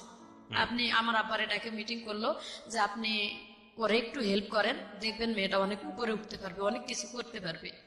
এ কথা বলে তখন আমি 7200 টাকা ওখান থেকে একটা ইয়ে পেলাম আর কি, টাকা স্কুল থেকে ওটা দিত 260 টাকা করে মনে হয় বেতন হিসেবে, সেটা একবারে দিল। দিয়ে আমার আব্বা তাকেই দিছে, দিয়ে হাতে দিয়ে বলছে যে এটা দিয়ে মাত্র 2500 টাকা লাগবে একটা সেলাই মেশিন কিনে দিতে, আপনি 2500 টাকাতে একটা সেলাই মেশিন মেয়েটারে কিনে দেন। তো আমার আব্বা সেলাই মেশিন কিনে দিল না, কিনে দেয়নি, কান্দাকাটি করছি অনেক, তারপরে দেয়নি। এরপরের থেকে বিয়ের প্রস্তাব খোঁজা শুরু করলো। মেন রহস্য হয়েছে বিয়ে দেওয়ার, আমার নানার বাড়ির সম্পদ পাবে আমার আব্বা। আচ্ছা, আমার যদি বিয়ে দিতে পারে তাহলে মামারা দিবে আর কি সম্পদটা, যেহেতু একটা মেয়ে উপযুক্ত হয়েছে, আমার আব্বা পরিশ্রম করে না। এই উসিলাই আর কি আমার বিয়ে ঠিক করা শুরু করলো। আজকে এখানে কালকে এখানে গরুর মতো দেখা শুরু করলো। আজকে এক জায়গার লোক আসে দেখে যায়, 2000-2500 খরচ করে, আবার 3 দিন পরে আরেকখানে লোক আসে দেখে যায়, এভাবে খরচ করে, স্কুল করতে দেয়। মানে আপনাকে দেখতে আসতো লোকজনে দেখতে আসতো 2-3-4 দিন পর পর। আমার কাছে খুব খারাপ লাগতো ভাইয়া এটা, যে আমি লেখাপড়া করবো, আমি রানিং একটা ছাত্রী, আমি আর কিছুদিন পরে মেট্রিক পরীক্ষা দেবো না, আমার আব্বা এমন ভাবে উঠে পড়ে লাগলো বিয়ে দিবেই। কেন এভাবে উঠে পড়ে লাগলো আমি নিজেও বুঝতে পারতেছি না। আমি বারবার আম্মার কাছে বলতেছি যে মা আমি বিয়ে করবো না, অন্তত মেট্রিকটা আমার পাশ করাও তোমরা। আমার আম্মা বলতেছে আমার করার কিচ্ছু নেই, আমি কিচ্ছু বলতে পারবো না, তোর বাবার সাথে আমি কথা বলতে গেলেই মানে মার খাওয়া লাগে। তো যাই হোক, আমার বিয়ে ঠিক করলো, এক জায়গায় বিয়ে ঠিক হলো, সম্পূর্ণ লেনদেন সবকিছু ঠিক। বিয়ের 3 তারিখ ঠিক, সোমবারের দিন বিয়ে হবে। 1 সপ্তাহ আগে থেকে আত্মীয় স্বজন দাওয়াত দেওয়া শেষ। একেবারে মানে বুধবারে, সোমবারে বিয়ে হবে, বুধবারের দিন আসে কি যেন ঘটনা নিয়ে বিয়ে ভাঙা ভাঙ্গি, মানে কোন আত্মীয় স্বজনে বলে দিছে যে ওই ছেলের বাপের কাছে যে আমার আব্বার চরিত্র ভালো না, মেন সমস্যা হয়েছে ওই জায়গায়। আবার আমার যে ওই যে মানে আগে সেই ঘটনাটা, এটাও বলে দিছে যে মেয়ে চলিত নেই, মেয়ে ওর মামাতো ভাইয়ের সাথে মানে এরকম কিছু হয়ে গেছে, তার বাপ মাই প্রমাণ বের করছে, অন্য কেউ না। এভাবে আর কি ওই বিয়েটা ও ছেলের বাবা দিবে না। তো ওই ছেলেটা আর কি আমার সবসময় চিন্তা, আমি যে টেলার্সের কাজ করতাম সেইভাবে ওই তার টেলার্সের সুতার দোকান ছিল আর কি, সুতা ঘর, কেসি ঘর, মেশিন ঘর। তো ওখান থেকে সবসময় সুতা কিনতাম। এই অনুতাপে ছেলেটার সাথে চেনা পরিচিত ছিল। আমারে যখন দেখতে আসছে ঘটকের মাধ্যমে আসে, সুধা মানে টেবিল বসাইছে, টেবিলের মাঝখানে ওর বড় ভাই এবং আপন দুলা ভাই এবং ছেলেটা। যখন আমার মাথার ঘুমটাটা খুলে তখন ছেলেটা শুধু বলে উঠছে যে মুর্শেদা তুমি তো, আমি তো তোমাকে ভালো করেই চিনি।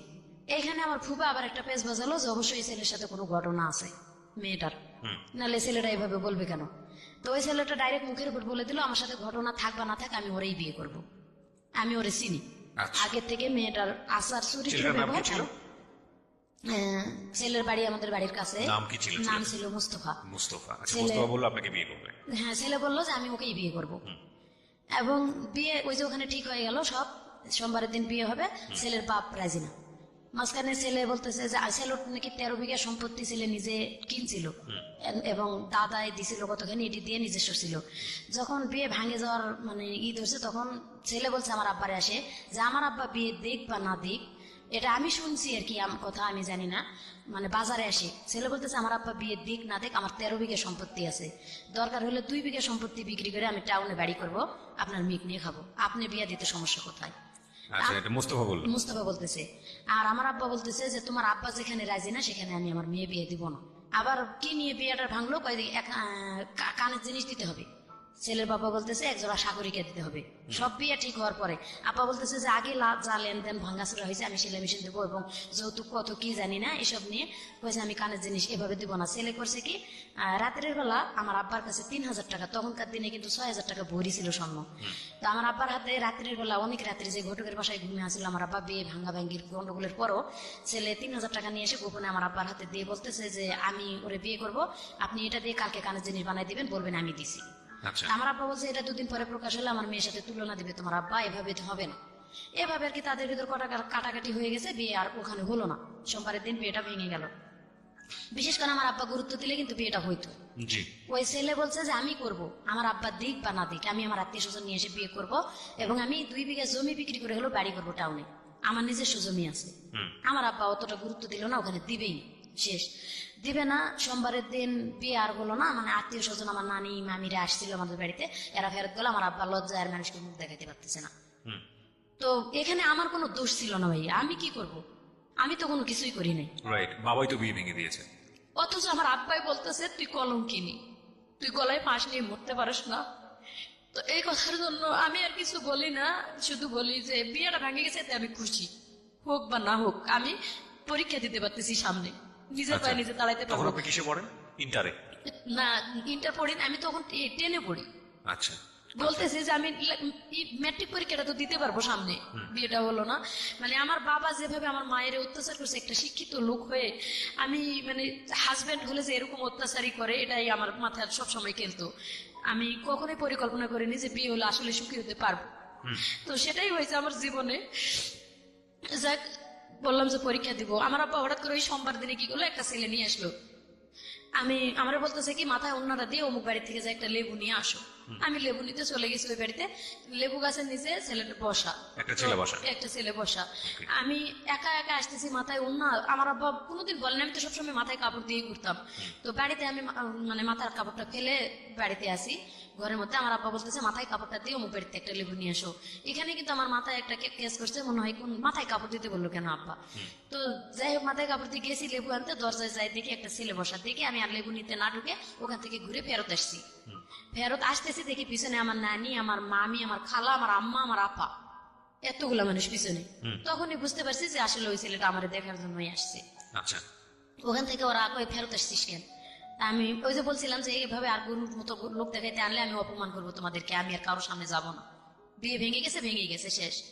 এই জন্য হয়তো তারা ভয় পেয়েছে যে আমি কিছু বলতে পারি, যার কারণে আমার আপা বলতেছে তুই ওখান থেকে ফেরত আসলি কেন।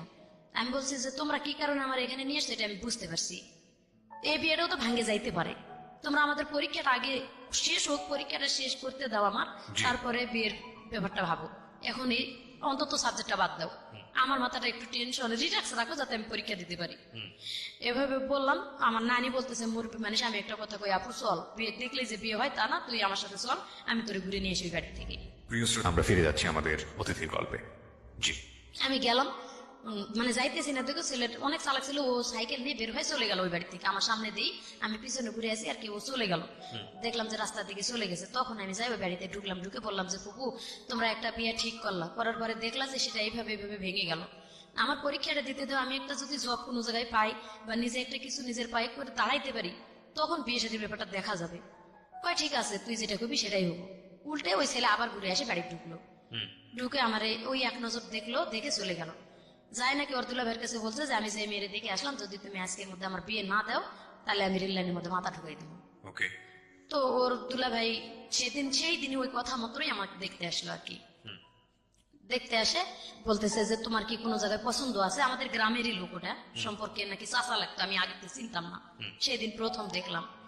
তো বলতেছে যে আমি ওনার ভাই, অমুকের ভাই লাগি, আমার বাড়ি এই গ্রামে, আমি বিয়ে করে ওখানেই থাকি, মানে যে ছেলে তোমার দেখতে আসছিল তার বড় বোনকে আমি বিয়ে করছি এবং তার বাবা মা সবাই মারা গেছে, আমি ওনার গার্জিয়ান বর্তমানে। ওকে।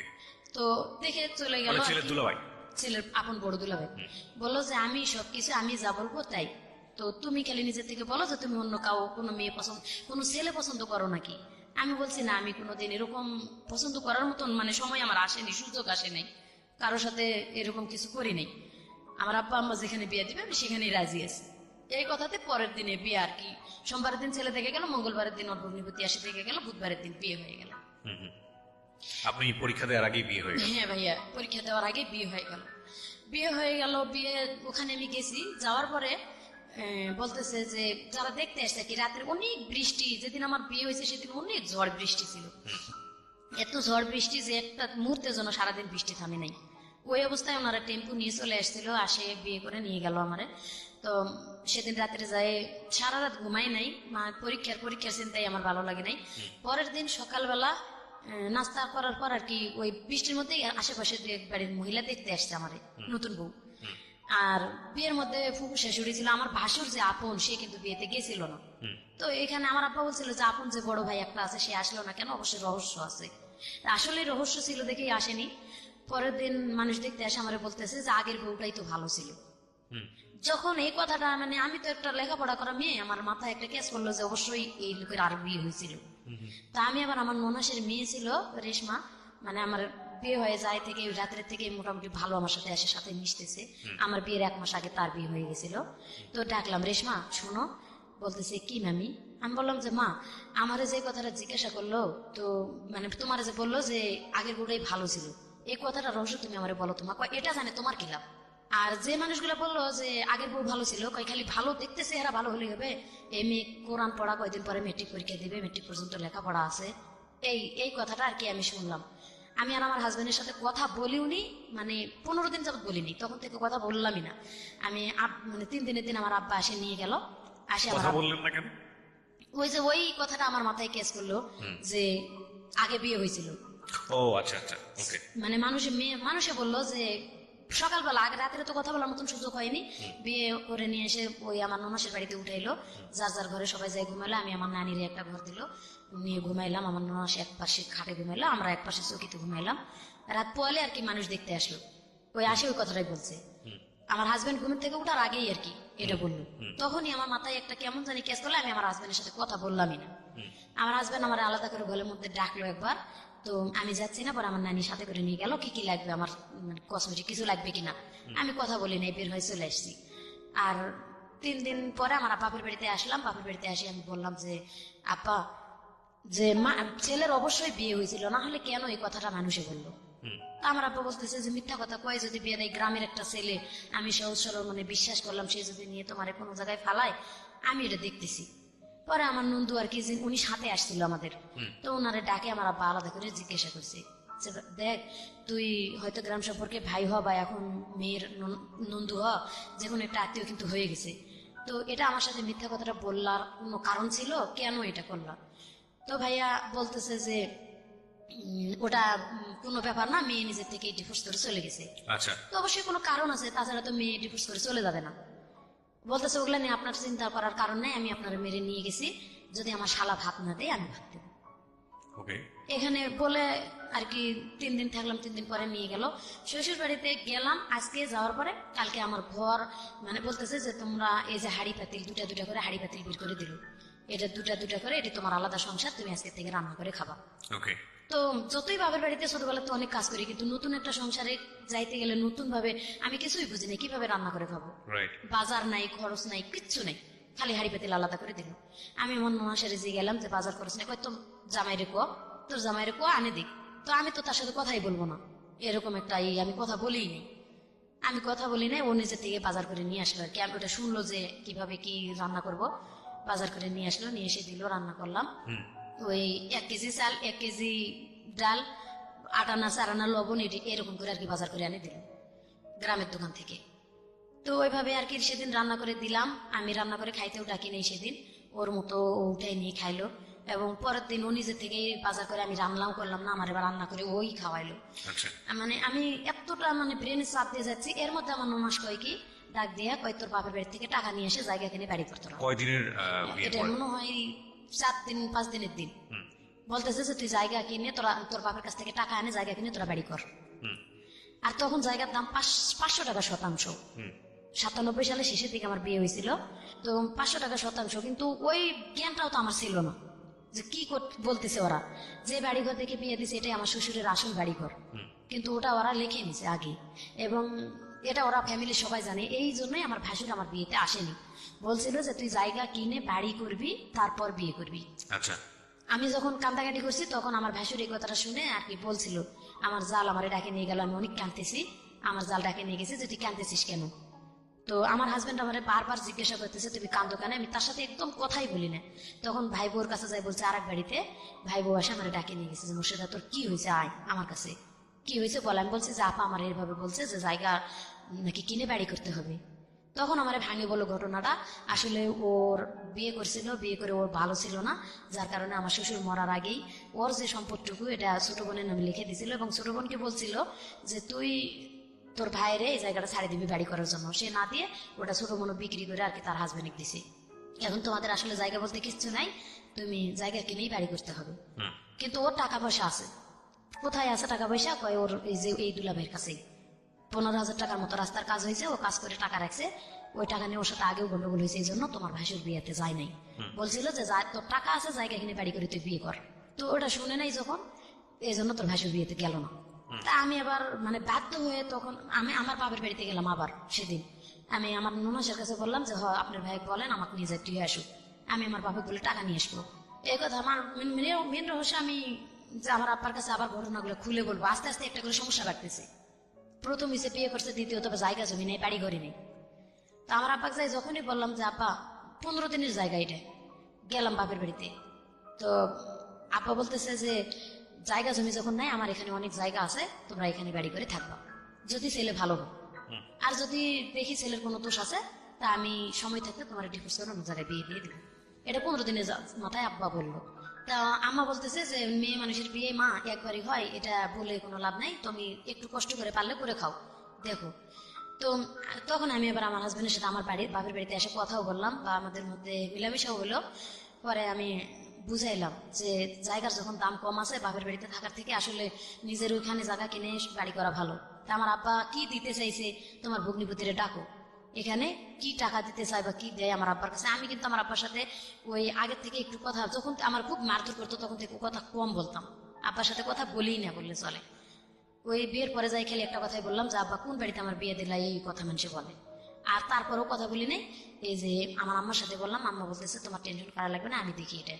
পরে আব্বা আমার আম্মার কাছে বলে দিয়েছে যে আমার জায়গা জমি আছে, ওরা এখানে বাড়ি নিজেরা পরিশ্রম করে ওদের টাকা দিয়ে বাড়ি করুক, আমি জায়গা ছাড়ি দেবো। এই যে আমার জামাইয়ের শুরু হলো এখান থেকে মানে বাদাম মাপানো, বিয়ের পরের থেকেই কোনো কাজ কাম করে না। তো আমার আম্মা আজকে আমার দুলাভাইয়ের সাথে পাঠাই 40 টাকা হাজিরা, দিন হাজিরা কাজ করতো। তখন 40 টাকার কাজ করলেও কিন্তু 20 টাকা খরচ করে 20 টাকা থাকতো, কিন্তু একদিন কাজ করলে আর 7 দিন কাজ করে না।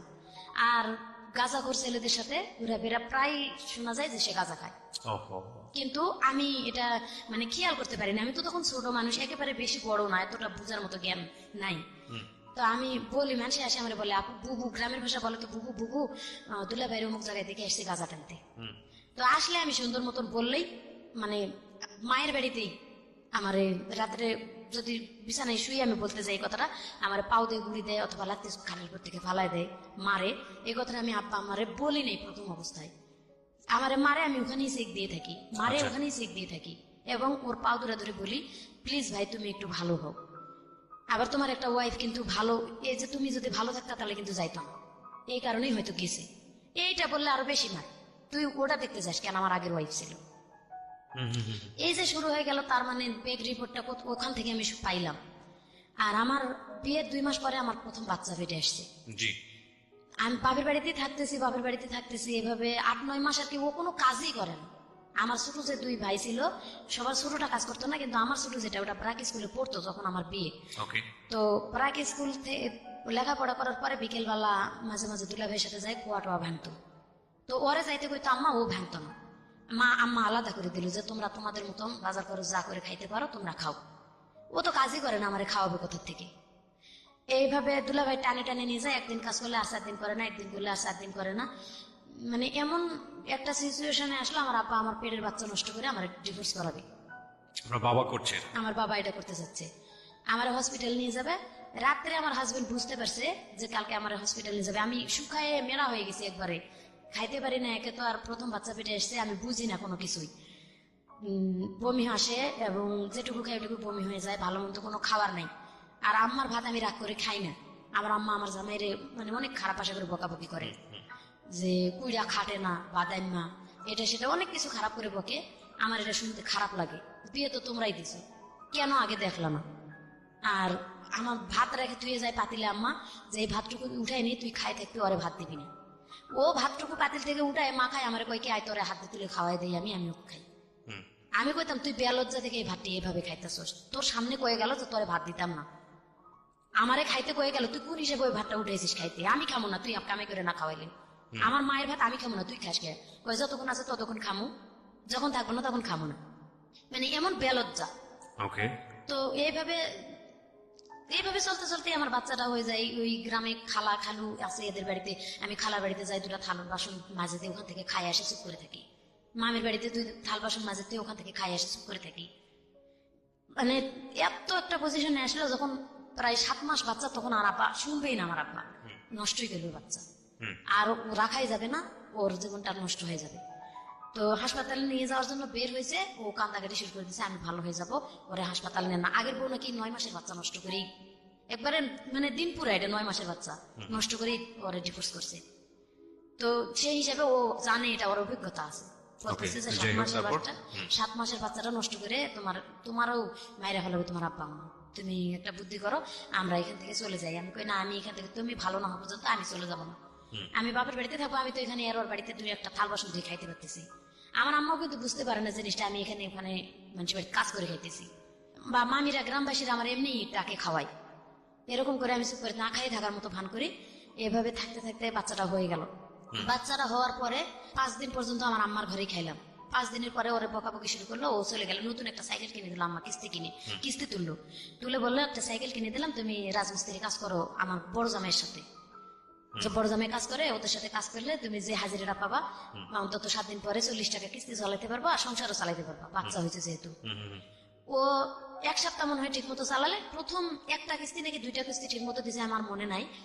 তারপরে ও সাইকেলটা নিয়ে কাজ করার উচিলে বের হয়ে চলে গেছে, যায় আর আসে না বাড়িতে, আসে নাই। আমি তখন কিন্তু আতুর ঘরে, আমার আব্বাও তখন বাড়িতে নাই। আমার আব্বা আগে থেকেই মাঝে মাঝে বাড়িতে থাকতো না, 4-5 মাস। আমার বাচ্চা যে সময় হয়েছে ওই সময় আমার আব্বা বাড়িতে নেই। আমার আম্মারও দিন কষ্টে যাইতেছে খুব। আমার ভাইয়েরা 2 ভাই যে খোয়া টোয়া বাড়ি যেটুকু নিয়ে সেইটুকু দিয়ে তারা চলে না, আমারে কি খাওয়াবে? আর আমার আম্মা আমার যদিও 4টা ভাত দেয়, আমি কিন্তু খাই না, বকাবকি করে দেয় ভাতটা, পরে ওই বড় আম্মারা দিয়ে গেলে আমি খাই। প্রিয় শ্রোতা, আমরা ফিরে যাচ্ছি আমাদের অতিথির গল্পে। জি। এভাবে যখন 13-14 দিন হয়ে গেল, বাচ্চার বয়স প্রায় 23 দিনের মতো, সেদিন হঠাৎ করে ব্যাগ ভরা বাজার নিয়ে আমার জামাই বাড়িতে উপস্থিত। মানে কি বলবো, এদিন আনন্দর আর শেষ নেই। ব্যাগ ভরে 2টা মিনু শাড়ি ইন্ডিয়া থেকে, এবং বাচ্চার জন্য একটা তোয়ালা, বাচ্চার জন্য 2টা গেঞ্জি প্যান্ট, এভাবে নিয়ে ব্যাগ ভরে চাল ডাল মাছ তরকারি নিয়ে চলে আসছে। সাইকেল নাই। তো বাড়িতে এসে ঢুকা দেখে আম্মা বলতেছে সাইকেল কোথায়? কই সাইকেল আছে। ভাত রান্না করলাম, খাওয়াইলাম। ও তো 12-13 দিন পর বাড়িতে আসছে, আমিও মানে আনন্দতে যেহেতু বাজার করে নিয়ে আসছে, যাক ভালো হয়ে গেছে। ও রান্না বান্না করে খাওয়াইলাম। আমার মামি বলতেছে যে তুই যে রান্না করে খাওয়াইলি, দেখ তোর সাইকেল বিক্রি করা টাকা দিয়ে তোর বাজার করে নিয়ে এসে খাওয়াইছি। আমি বলতেছি যে না, সাইকেল বিক্রি করবে কা? ও তো বলছে সাইকেল আছে। আম্মা ভাত খাইতে দিয়ে বসে, আম্মা চালাক কত, ভাত খাইতে দিয়ে বলতেছে যে সাইকেল কোথায়? তখন বলতেছে সাইকেল নিয়ে আমি শাড়ির টিপ মারতে গেছিলাম ইন্ডিয়া থেকে, তো ওখানে বিটিআরে ধরছে সাইকেলটা। আম্মা বলতেছে তুই এখন আমার বাড়ি থেকে বের হবি, তোরা ঝাড়ু দিয়ে পিটাই বাড়ি থেকে বের করবি। তুই বিক্রি করছিস না বিটিআরে দিয়েছিস তা জানি না, এখন সারাটা বছর কিস্তি চালাবি কি? তুই তো বউরে ভাত দিতে পারিস না। তো মার সাথে ওর মোটামুটি তর্ক চলতেছে, তর্ক করে রাত্রে থাকলো। এমন এমন দিন গেছে আমার আম্মা, ধরেন ও তো আমারে মারে অত্যাচার করে, আমি মনে করেন ওর সাথে চাই না যে মিলামিশা করি বা ওর সাথে কথা বলি। আমি ওই বাচ্চা রেখে গলায় ফাঁস নেওয়ার জন্য মাঠের মাঝখানে একটা আম গাছ আছে, দড়ি নিয়ে যায়, অনেকক্ষণ দাঁড়িয়ে থাকি।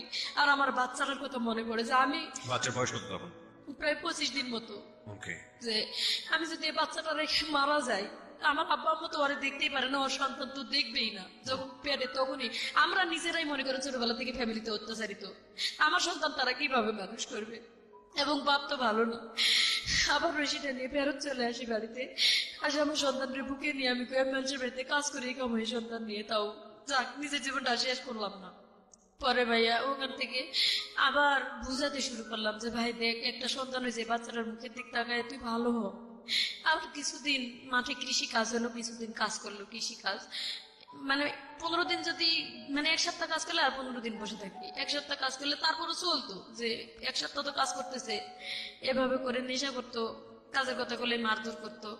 এভাবে আমি একটা মানে কিস্তি থেকে আমি টাকা উঠাইলাম, উঠাই ভ্যান কিনে দিলাম একটা, যে এই ভ্যানটা চালাও, অন্তত একবেলা চালাইলে আর একবেলা বসে থাকলেও দিন চলবে।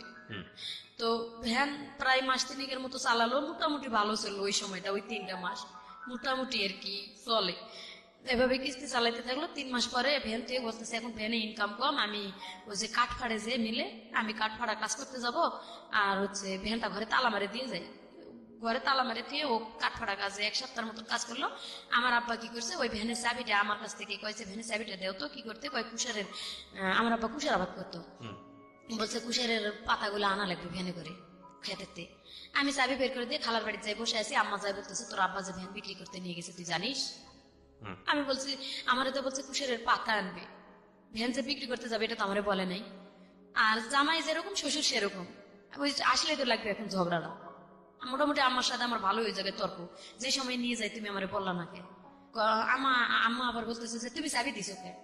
এভাবে তর্ক করে থাকলাম। রাত্রে আমার জামাই আসলো, আব্বাও ভ্যান বিক্রি করে চলে আসলো।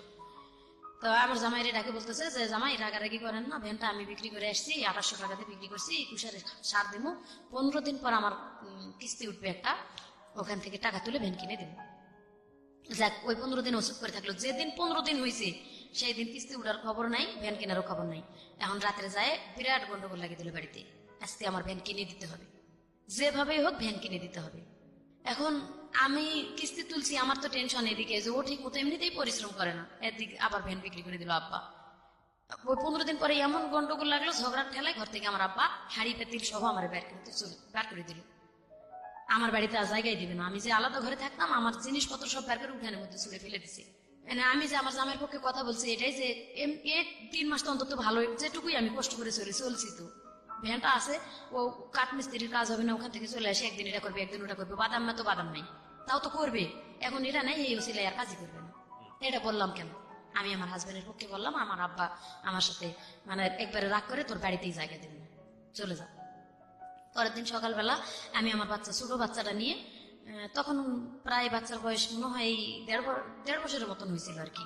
সেই সময় আমি হাড়ি পাতিলগুলা বের করে দিচ্ছি, আমি আমার খোলার মধ্যে নিয়ে বসে আছি হাড়ি পাতিলগুলা। তো আমাদের এলাকার ফিজুল চেয়ারম্যান আমার চাচা লাগে, আমার আব্বার বন্ধু আর কি। তো উনি আসছে, উনি অনেক ভালো মানুষ, গ্রামে আসে গরিব মানুষের খোঁজ খবর নিতে। কেন আসছে গ্রামে জানি না, কে জানি বলছে যে মহাশয় নরমেয়ের বাড়ি থেকে বের করে দিছে। তো আসে খোলার মধ্যে আমার জিজ্ঞাসা করতেছে যে মা ছাড়া ডাকতো না, আসে বলতেছে যে কিরে মা তুই এগুলা নিয়ে এখানে বসে আছিস কেন? আমি শুধু কান্দে যাচ্ছি, আমি কোনো কথাই বলি না, আমি কাঁদতেছি। আমার বড় মা বের হয় বলতেছে যে ভাই মেয়েটা ছোটবেলা থেকে তো শান্তি পেলই না, বিয়ের পরে এমন একটা হাজবেন্ড পাইছে, সেটা ওই যে এরকম বাদের মা, ওই যে এই কাহিনী, ভ্যান বিক্রি করে ওর বাপে নিছে, জামাই গন্ডগোল করছে, এখন মেয়েরে দিছে বাড়িতে বের করে। তা আব্বারে ওই ফিজুল চাচা ডাক দিয়ে বলতেছে যে কিরে ভাই মহাসিন এদিক শুনে যা দেখি কি হয়েছে। আমার আব্বা বের হয়ে আসে বলতেছে যে হ্যাঁ চেয়ারম্যানের কাছে যখন বিচার দিছিস ভালোই কাজ করছিস বেটি, আমারে বল। অথচ আমি কিন্তু কোনো কথা বলিনি ভাইয়া। বলতেছে বিচার যখন দিছিস তো তোর আজকের থেকে তোর কপাল ভাঙ্গা, যা টাকা তো আমি দেবই, তো তোরে আমি ত্যায্য করে দেবো, আর না হলে হাজবেন্ড ছাড়তে হবে। ওই মুহূর্তে মানে সেই দিন চেয়ারম্যান বললো যে টাকা দেবি, ঠিক আছে, আমার বিচার তো মেয়ে দেয় নাই, তুই ভাই কি অন্যায় করছিস না করছিস সেটা তুই নিজেই জানিস না। এই মেয়েটা এত ছোট বাচ্চার মা, তুই কিভাবে বের করে দিলি মেয়েটার ঘর থেকে? জানিস তো তার হাজবেন্ড ভালো না, মেয়েকে নিজে নিজে বিয়ে করছিল না তুই দিছিলি? কয় আমি দিছিলাম। এইভাবে যখন মানে চেয়ারম্যান চাচা বলে যাওয়ার সাথে সাথে বললো যে আমি টাকা দিলে বুটু বিষয়ের মাধ্যমে দেবো, এবং চেয়ারম্যানও বললেন ঠিক আছে, ওই আমার মাধ্যমে দিলে আমার মাধ্যমে দিস, মানে চেয়ারম্যানের হাতে দিবে বলছে পোটা বিষয়ের মাধ্যমে দিস। এটা এক রাতের মধ্যে আমার আব্বার মাথায় কি শয়তানি চাপছে, উনি একটা ডিভোর্স পেপার লিখছে, একটা মানে বাবাকে ত্যায্য করার জন্য লিখছে, হয় যদি আমি হাজবেন্ড চাই তাহলে বাবাকে ত্যায্য করে দিতে হবে, ওখানে একটা সিগনেচার করতে হবে স্ট্যাম্পে, আর যদি মানে হাজবেন্ড চাই তাহলে, হাজবেন্ড না চাই তাহলে হাজবেন্ডকে ডিভোর্স করতে হবে। এটা চেয়ারম্যানের কাছে নিয়ে যায়, শো করছে। চেয়ারম্যান বলছে যে এক রাতের মধ্যে তো ভালো খেলা খেলছো তুমি, ঠিক আছে মেয়ে, আমি মেয়ের পাশে আছি, মেয়ে তুমি করো, তোমার বাবার ইতে সিগনেচার দিয়ে যাও যে বাবা, যদি বাবা পারে তোমার ত্যাগ করতে তুমি পারবা না কেন? তো অনেকটা মানে ছোটবেলার অনেক ইতিহাসগুলো সেই সময় মনে পড়ছিল, চিন্তা ভাবনা করে স্বাক্ষর দিয়ে গেছি। আর আমি ওইখানে যে এমন চিৎকার বাড়ি কাঁদছি, আমার আপন যেটা ওখানে ছিল বড়াব্বা, আমরা বড়াব্বা ডাকি, বড়াব্বা আমার মেয়েরে কোলে নিয়ে বড়াব্বাও কান্দা শুরু করে দিল। আমিও কাঁদতেছি একদিকে, বড়াব্বা একদিকে কাঁদতেছে। আর চেয়ারম্যান বলতেছে যে হাই হাই রে মহসিন, মানে এত বড় একটা কাজ তুমি করতে পারলে, সামান্য কয়টা টাকা, তাও মেয়ের কাছে ধার করা টাকা তুমি নিছো। ওটা মানে তোমার টাকা তো দিলাই না, তুমি তোমার টাকা যৌতুক তো দেয় নাই কোনো কিচ্ছু, মানে বিয়েটাতে যা চুক্তি হয়েছিল ওখানে মাপ, আমি তো চলেই আসলাম, এই জন্য আর কিছু দেয় নাই। তো যাক আলহামদুলিল্লাহ, আমি বললাম যে এখান থেকে আমি সরলাম। পরে গ্রামে এক বাড়িতে আরেক বাড়ি থেকে আরেক বাড়ি থেকে আরেক বাড়ি থেকে এরকম মানে মানুষের বাড়ি বাড়ি থাকা শুরু করে দিলাম, আচ্ছা বাপের বাড়ি থেকে বের হয়। আচ্ছা, তো হাজবেন্ড তখন কি করছিল? হাজবেন্ড তখন ওই একদিন কাজ করে, ওই একই অবস্থায় রাজমিস্ত্রির কাজ, মানে লেবারি। হাজবেন্ড কি সবাই মানুষের বাড়িতে থাকছিলেন নাকি? হ্যাঁ, ওকে আচ্ছা। নিয়ে আর কি শুরু করলাম ওর সাথে। তখন সবাই বুঝাইলো ওই বুড়ো অফিসের মাধ্যমে যে তুমি যদি এই স্ত্রী নিয়ে করে খাইতে না পারো, তো আর জীবনে কোনো মেয়ে নিয়ে করে খাইতে পারবো না, আচ্ছা আর তুমি একটা পুরুষ পুরুষ হইতে শিখো। তো ও বললো যে আজকের পর থেকে আমি চেষ্টা করবো ওরে কিছু করে খাওয়ানোর জন্য, যেহেতু বলতেছে যে তোমার জন্য সে বাপকে ত্যাগ করে দিল, তুমি যদি এই মেয়েটাকে রাস্তায় ফেলে দাও তাহলে বুঝবো তুমি ও মানুষ একটা। আচ্ছা এভাবে বলার পরে ও বললো ঠিক আছে, আমি যেখানে থাকবো ওরে নিয়ে থাকবো। তো আমাদের গ্রামে একজন লোক থাকতে দিল। একটা চৌকি কিনলাম ভাইয়া, চৌকি কিনে সেই চৌকির মাপে আর কি পলিথিন দুই পাশে দিয়ে বাঁশ দিয়ে বাঁধে মোড়াই রাখতাম দিনের বেলা, রাতের বেলা পলিথিন ফলাই ঘুমাইতাম। খাবার দাবার তাদের ঘরে রাখতাম, তারা তালা দিয়ে যতক্ষণ যাইতো এদিক সেদিক কাজ করতে গ্রামের মানুষ, আবার যখন আসতো ততক্ষণে ঘর খুলে খাইতাম। কিন্তু ওই থাকাটা বাইরে আর কি বারান্দায়, আচ্ছা এভাবে থাকতে শুরু করলাম। কিন্তু 2-3-4 দিন কাজ করে আর করে না, 2-3-4 দিন কাজ করে ওই একই অবস্থায় চলতে লাগলো। এভাবে মানে আমার আব্বা মানুষের কাছে শুনে কয় এই মেয়ের কপালে অনেক দুর্গতি আছে। মানে হাজবেন্ডকে আমি বললাম যে ভাই তুমি এখনো দেখো এই কথাগুলা তোমার শরীরে কি হিট করে না, এগুলা হিট করেও তো তুমি কিছু করতে পারো। এইভাবে বলার পরে যাই হোক ওখান থেকে মানুষের বাড়ি থেকে থাকতে থাকতে এখানে প্রায় 3 মাস থাকলাম আর কি, একই অবস্থায়। সে কাজ করে না দেখে বাবা এই ধরনের ভাষা ইউজ করে, বললাম যে এখান থেকে আমি সরে চলে যাব, হয় তুমি যদি তোমার এলাকায় নিয়ে আমারে করে খাইতে পারো। আর ওই ভগ্নিপতিরে আর কি ফোন দিলাম, ফোন তো না খবর দিলাম, তখন ফোন ছিল না, মানুষের দিয়ে খবর দিচ্ছি যে দুলাভাইয়ের একটু আসতে বললেন, যদি মানে আমারে নিয়ে এভাবে সে যদি চেক দিতে পারে, বলছি যে আমার শালা আমার বাদ দিলে আমি দেবো। তো উনি যদি আমার জায়গা দেয় আমি ওনার ওখানে যাই থাকবো। ওনার ওখানে বাড়িতে যাই থাকা শুরু করে দিলাম। ওনার উঠানে ঘর করে দিল একটা টিনের, এবং তুই যদি প্রাইভেট পড়ে কিছু চালাইতে পারোস তাহলে এখানে কিন্তু টাকাটা জমা হইতেছে, এটাতে জায়গা কিনে বাড়ি করতে পারবি। তো যাক দিল ভাই আলহামদুলিল্লাহ আমি এভাবেই করবো। ওনার উঠানে থেকে আমি গ্রামের বাচ্চাদেরকে প্রাইভেট পড়া শুরু করে দিলাম। যখন প্রাইভেট রেজাল্ট দেখা গেল যে প্রাইমারি স্কুলের ছাত্রদেরকে ভালোই পড়াইতে পারতেছি, তো ওখান থেকে আমি একটা পেলাম, শিশু শ্রেণী স্কুল চালাইলাম, ব্রাক শিশু শ্রেণী স্কুল চালানো শুরু করলাম, এবং পাশাপাশি বাচ্চাদেরকে প্রাইভেট পড়ানো। এইভাবে আমি একটু পজিশনে ওঠা শুরু করে দিলাম। তখন আমি বললাম যে আমার জায়গা কিনতে হবে। ওই যে লাইফের এখান থেকে শুরু, আমি মানে জায়গা কিনলাম, পরে মানে কিস্তি উঠায় অর্ধেক টাকা দিয়ে জায়গা নিলাম। এখানে 3 বছর ঘর করে থাকলাম, আমার হাজবেন্ড কোন রকম হেল্প করলো না আমারে। তো যখন আস্তে আস্তে 3 বছর পার হয়ে গেল, কিন্তু জায়গা রেজিস্ট্রি হয় না, আমার হাজবেন্ড গুরুত্ব দেয় না, আমার খরচপাতিও দেয় না, আমি বাচ্চা নিয়ে নিজেই চলতে পারি না, কিস্তি চালাইতে পারি না। এভাবে মানে বেতন তখন কম শিশু শ্রেণীর, মানে কোরআন শরীফ পড়াইতাম গ্রামের বাচ্চাদেরকে, তারা ঠিক মতো বেতনও দিতে চাইতো না। পরে মানুষের বাড়িতে ধান সিদ্ধ করা শুরু করে দিলাম, যে সিজনারি একটা ধান সিদ্ধ করলে তারা একটা করে কাপড় দেয়, 2 বাড়িতে করলে 2টা কাপড় দেয়, কিন্তু এক সিজনে 2 বাড়িতে করা যায় না, এক বাড়িতে করলাম, এবং স্কুল চালাইয়ের মধ্যে আবার সবকিছু করা শুরু করে দিলাম। এরকম করে জায়গাটুকু যেভাবে আটকাইলাম, 3 বছর পরে ওনারা জায়গাটা আরেকজনের রেজিস্ট্রি দিল। ওই জায়গা ওখান থেকে রেজিস্ট্রি দেওয়ার পরে আঘাতের পর আঘাতই পাচ্ছে ভাইয়া। আমার বাপের বললাম একটু হেল্প করতে, আমার বাপ কোনো হেল্প করলো না। তো ওখান থেকে আবার ওই জায়গাটা যখন ওরা ফেরত আরেকজনের রেজিস্ট্রি দেয়, আমি তাদেরকে গ্রামের মাধ্যমে একটা বিচার দিলাম যে আমারে না বলে কেন জায়গাটা অন্য কারো রেজিস্ট্রি দেওয়া হলো, যেখানে আমি ঘর করে থাকতেছি, এখানে সেটা বেড়া দিয়ে ঘর করেছিলাম। তো ওখানে আমার ছোট মেয়েটা পেটে আসলো, ছোট মেয়ে পেটে থাকাকালীন আমি মানে বাচ্চা পেটে নিয়ে আমি কোথাও যাবো না যাবো, 1টা বছর আবার ওরা থাকতে সময় দিল। এই 1 বছর আমার হাজবেন্ডের অনেক বুঝাইলাম যে ভাই তুমি আর একটু কিছু করো, যাতে জায়গা, আমি কেবল তো একটু পজিশনে আসছি। তো তখন ও চুরি চামারি করা শুরু করে দিল আবার আমার হাজবেন্ড, যার কারণে কারেন্টের পোল থেকে, কারেন্টের তার থেকে, সরকারি টিউবওয়েল, এলাকার মানে যত কিছু আছে ভাইয়া, না বললে আপনি বুঝবেন না আমার মানে আমি কোথা থেকে আঘাত পাই, কোথায় আসছি। মানে যা আছে চারপাশে যা পাচ্ছিল সব চুরি করছে, সব চুরি করা শুরু করে দিল। তো ওরা আমি আপনার বাবার অভ্যাসের কিছুটা ওনার মধ্যে চলে আসছে। তখন আমি এক অত্যাচার থেকে আরেক অত্যাচারে চলে আসলাম, এবং আমার 2টা বাচ্চা তখন আমি পারি না কিস্তি চালাইতে। এইভাবে যখন চুরি চামারি শুরু করে দিল, আমি না করে দিলাম যে ভাই তুই এটা করিস না। আমি ওর এক কথায় ওর কামাই খাওয়া বন্ধ করে দিলাম। তুই তোর মতো থাক, আমি আমার মতো থাকি। আমি আমার বাচ্চাদেরকে নিয়ে আমি ধান সিদ্ধ করে খাই বা এটা ওটা করে আমি আমার বাচ্চা দুটো মানুষ করবো। কিন্তু তোরা আমি ডিভোর্স কি কারণে তোরা ডিভোর্স করবো না? আমার বাবা মারে, আমার বাপেরে আমি কিন্তু ত্যায্য করে দিয়ে এসেছি তোর কারণে। এই মানে প্রসঙ্গটা ধরে আমি কিন্তু আর ডিভোর্স করতেছি না। আর বাচ্চা আমি এখান থেকে বা ধরে গেলে আমার অন্যখানে বিয়ে হতে হবে। আমি যার কারণে আমি এখান থেকে বের হতে পারতেছি না। তুই তোর মতো থাক, তুই বিয়ে শাদী করে সংসার করলে কর। এইভাবে আমি বাচ্চা দুটো নিয়ে গ্রামে থাকা শুরু করে দিলাম। তারপরে আরো 1 বছর পরে আমি ওই জায়গাটা বাদ দিয়ে আমি আর 7 শতাংশ জায়গা কিনলাম। তখন আমার বাবারে ডাকলাম যে আমার জায়গাটা রেজিস্ট্রি করে দিতে। আচ্ছা, এই সম্পর্কে আমি জানি না।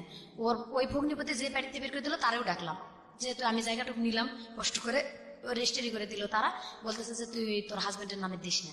তো আমি ওর নামে দিলাম এই কারণে, যদি আমি আগে মারা যাই ও কোথায় থাকবে? ওরা তো আমি বাদ দিতে চাচ্ছি না। আমার বাবার উপর টিকে দিয়ে আমি ওরা নিয়ে করে খাইতে চাচ্ছি। ও যা মানে তাই করুক, ওটা ও খাবে, আমারটা আমি খাবো। তখন আমি কিস্তি উঠাইলাম, উঠায় 7 শতাংশ জায়গা কিনলাম। আচ্ছা, কিনে বাড়ি করলাম। ওইখানেও আবার মাঠের থেকে মাটি ঢয়ে, নিজে মাথায় করে মাটি ঢয়ে ঢয়ে ঘর করলাম, 2টা মাটির ঘর করে এখানে থাকা শুরু করে দিলাম। কিন্তু আমি যখন ঋণ হয়ে গেল, জায়গা অনেক 2-3টা সমিতি থেকে কিস্তি উঠাইছি, আমি আর কুলাইতে পারতেছি না। ঘর করার পর আমি আর গ্রামে থাকতে পারলাম না। এ বাড়ি ও বাড়ি থেকে চাল ধার করে খাওয়া শুরু করলাম, ধার করেও আর কুলাইতে পারতেছি না।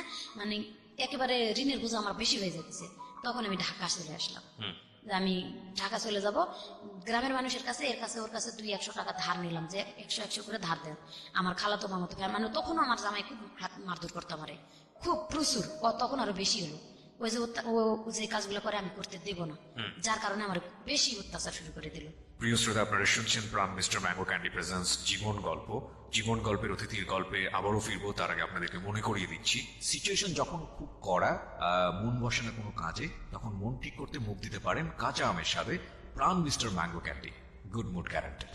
আর আমাদের আজকের এই গেস্টকে যদি আপনি দেখতে চান, প্লিজ চলে আসবেন আমার ইউটিউব চ্যানেলে। আমার ইউটিউব চ্যানেলের ঠিকানা হচ্ছে www.youtube.com/RJKebriafm। আমি আবারও বলছি www.youtube.com/RJKEBRIAFM।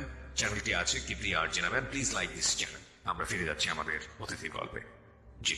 কিন্তু যখন আমি এই যে বিপদে পড়ে গেলাম, যে আমি কিস্তি চালাইতে পারতেছি না, মানুষের কাছে মুখ দেখাতে পারতেছি না, দোকানে বাকি, বাচ্চা দুটা তখন ছোট। তো বড় মেয়ের বয়স 5.5 বছর, 8.5 বছর, ছোট মেয়ের বয়স 3.5 বছর। তখন বড় মেয়ে মোটামুটি ভালো পজিশনে লেখাপড়া করতেছে, ক্লাস 5-এ। দেখতেছি রেজাল্ট ভালো, কিন্তু আমি পারতেছি না আর কুলাইতে। তখন আমার কিছু করতে হবে বাচ্চা মানুষ করতে গেলে। আমি এই যে ঢাকা চলে আসলাম গ্রামে, আমার বাপের বাড়িতে এসে বাপেরও বলে নেই যে আমি ঢাকা যাব। গ্রামে খালাতো চাচাতো মামাতো ভাইদের কাছে 100-100 করে টাকা, এর ওর বাড়ির থেকে সবাই 2 কেজি করে চাল আমার নিজের থেকে দিল, এটা নিয়ে যাও গ্রামে, যাই তুমি ঢাকা শহরে চাকরি করো। যেদিন আমি ঢাকা চলে আসবো সেদিন ওর বাবা চলে আসলো, আমিও যাব এবং আমি ওখানে যে রিক্সা চালাবো, তা ভালো হবে আরো আমার জন্য। নিয়ে চলে আসছে আমার সাথে করে। 1 মাস বসে থাকার পরে পরিচিত হলো জায়গাগুলো, হওয়ার পরে ও রিক্সা চালা শুরু করে দিল। আমি ওর টাকা থেকে 500 টাকায় একদিন কিস্তি দিয়েছি বাড়িতে, আমার মেয়ে না খায় আছে শুনে। তখন আমার আম্মা আবার সন্তান নিবে না। আমার আম্মা আগের থেকেই কোনোদিন দায়িত্ব নিতে চান, আমি নিজেই চলতে পারি না, আমারই অসুখ, এই সেই, আমি সন্তান নেব না। আমি বলছি আমি ঢাকা যাই, একটু পজিশনে উঠি, আমি বাচ্চা দুটো নিয়ে যাবো, মা তুমি খালি অল্প কটা দিন দেখো। এভাবে জোর করে রাখে চলে আসছে, চুরি করে আসার মতো। তখন ওর বাবা চলে আসলো। আমি বললাম যে তুমি যখন আসছো ভালো হয়েছে, আমার বাচ্চা দুটো আমি কেন ওদের কাছে ফেলে রাখবো? ওরা তো দেখশুন করবে না সেরকম করে। আমার ছোট ভাইয়ের বিয়ে হয়ে গেছিল, তখন ভাই বউ আরো বেশি মানে ই করতো, রাগারাগি করতো, দেখতে পারবে না, মারধর করতো এক কথায় বাচ্চা দুটারে। যার কারণে একটু খাওয়া কম বেশি হলে মানে বকাবকি করতো। আমি বলছি যে বাচ্চা দুটো নিয়ে আসো, এখন নিয়ে আসবো না, তুমি আগে চাকরি করো, ভালো করে বেতন পাও। আমি চাকরি করে বেতন নিয়ে এসে ঘরে রেখে, প্রথম মাসের বেতন রাখেই আমি চলে গেছি অফিসে, যে দোকান বাকি দেবো। ও প্রথম মাসের বেতনই নিয়ে পলাই চলে গেছে। পরে আমার বড় মেয়ের বিয়ের বয়স যখন হয়ে গেল, ওর বাবা এক কথাই কোনো কাজ কাম করেই না, ওটা সাবজেক্টই বাদ দিয়ে দিছি। পরে আমি নিজে থেকে বিয়ে দিব, আমার বাপ মারে বললাম যে আমি মেয়ে বিয়ে দিব, তো তারা কেউ গুরুত্ব দেয় না, এইদিকে কোনো আসে না। পরে মেয়ে বিয়ে দিলাম, দিয়ে আমি ঢাকা শহরে চলে আসলাম। তখন ওর আব্বার সাথে আমি থাকি না। মেয়েকে বিয়ে দিলেন কি বাবার অমতে? বাবার আপনি মতে নিজের মতো করে বিয়ে দিলেন? না, ওর বাবার মতেই, গ্রামের মানুষ মশহ, এখন আমার গ্রামে বিয়ে দিছি। গ্রামের ছেলে একটা প্রস্তাব দিছে, গ্রামের মানুষই আমাদের বললো কি, ওর বাবা যেহেতু ভালো না, তো ছেলে ভালো ছেলে পাইছে, বিয়েটা দিয়ে দাও। গ্রামে বিয়ে দিয়ে দিলাম ঠিকই, তো ছেলে সেদিন বলছে আমি একটা পয়সাও কোনোদিন মোহর নেব না, কোনো টাকা পয়সা কিচ্ছু নেবো না, তবে দেনমোহর কেন নেবেন? মানে যৌতুক যৌতুক নেবো না। নেবেন, হ্যাঁ। আমি মানে 50,000 টাকা দেনমোহর হিসেবে আর কি এটা করলো, যেহেতু যৌতুক নিবে না, গ্রামের ছেলে, গ্রামের মানুষ, তার স্কুলের মাস্টার এবং মাতবররা সবাই আছে, বিয়েটা দিয়ে দেওয়া হলো। দিয়ে দেওয়ার পরে 1 বছর পরে জামাই চাপ দিতে শুরু করলো 50,000 টাকা নিবে। তখন আমি 30,000 টাকা পর্যন্ত দিছিলাম, আর বাকি 20,000 টাকা আমি দিতে পারিনি। আমি মানে চলতে পারতেছিলাম না ঢাকায়ও, আমি অনেক কষ্ট হয়ে গেছে। ওর বাবার তখন আমি ডিভোর্স করে দিছি অলরেডি, ওর বাবার ডিভোর্স করে দিছি। ওর বাবার কাছে আমি মারধর করতে ঢাকায় এসে দেখি আমি তার ডিভোর্স করলাম যে আমি চাকরি করতে পারতেছি না, আমার যদি হাত পা ভাঙে থাকে আমি খাবো কি? তো ওর মারও খাবো না, ওরা ডিভোর্স করে দিলাম, তুই যা। বাড়িটা যাই বিক্রি করে দিলাম। আমার মেয়েও বলতেছে যে আমার ভাত নষ্ট হয়ে যেতেছে তোমার কারণে, তুমি টাকা না দিতে পারলে। তো যাক, বাড়িতে যাই মেয়ের বাড়িটা বিক্রি করে দিলাম। আমার আব্বারেও জিজ্ঞাসা করি নাই আমি তখন, মানে লাস্টের দিকে এসে আমি আর পারতেছিলাম না, আমি নিজের থেকে বিক্রি করে দিই যাতে সন্তানের ঘর না ভাঙে।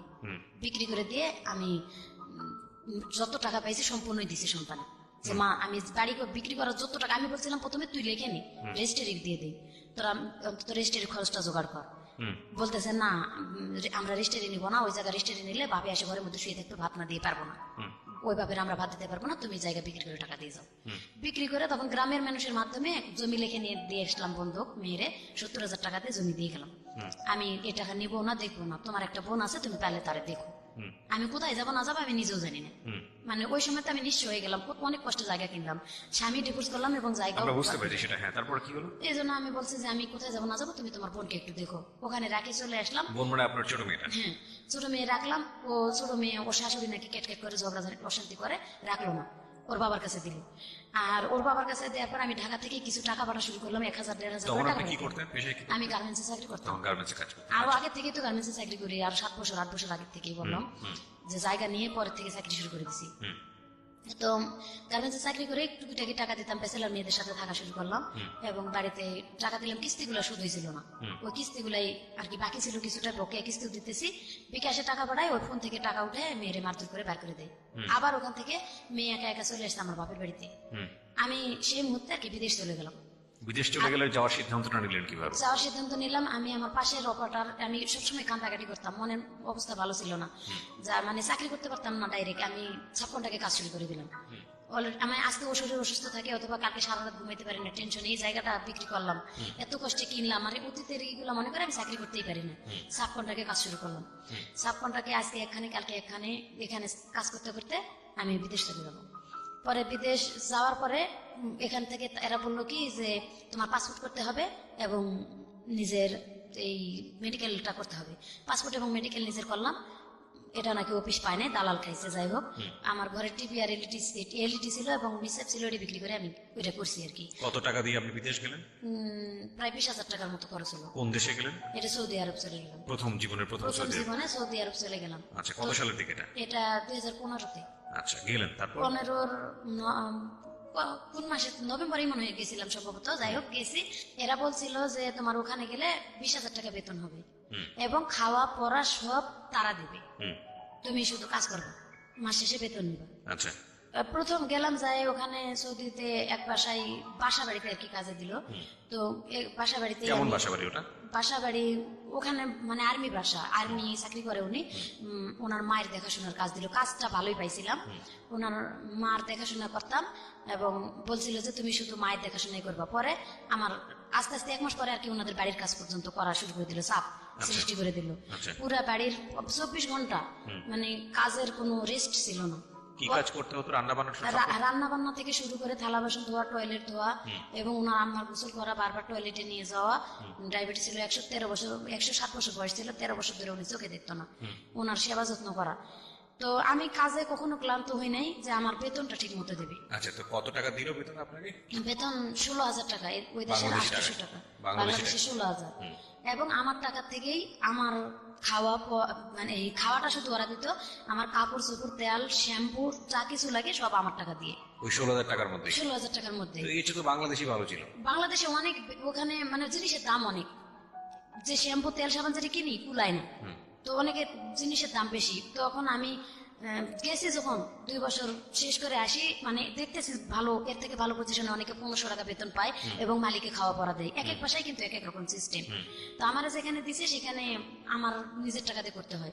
আমি বলতেছি যাক, আমার লাইফটা তো চলতেছে, বাড়িঘর যেহেতু বাংলাদেশে নাই, এখানে অভিজ্ঞতা হইতেছে, অভিজ্ঞতাটা হোক, অন্তত আমি এরপরে অন্য জায়গায় চলে আসবো।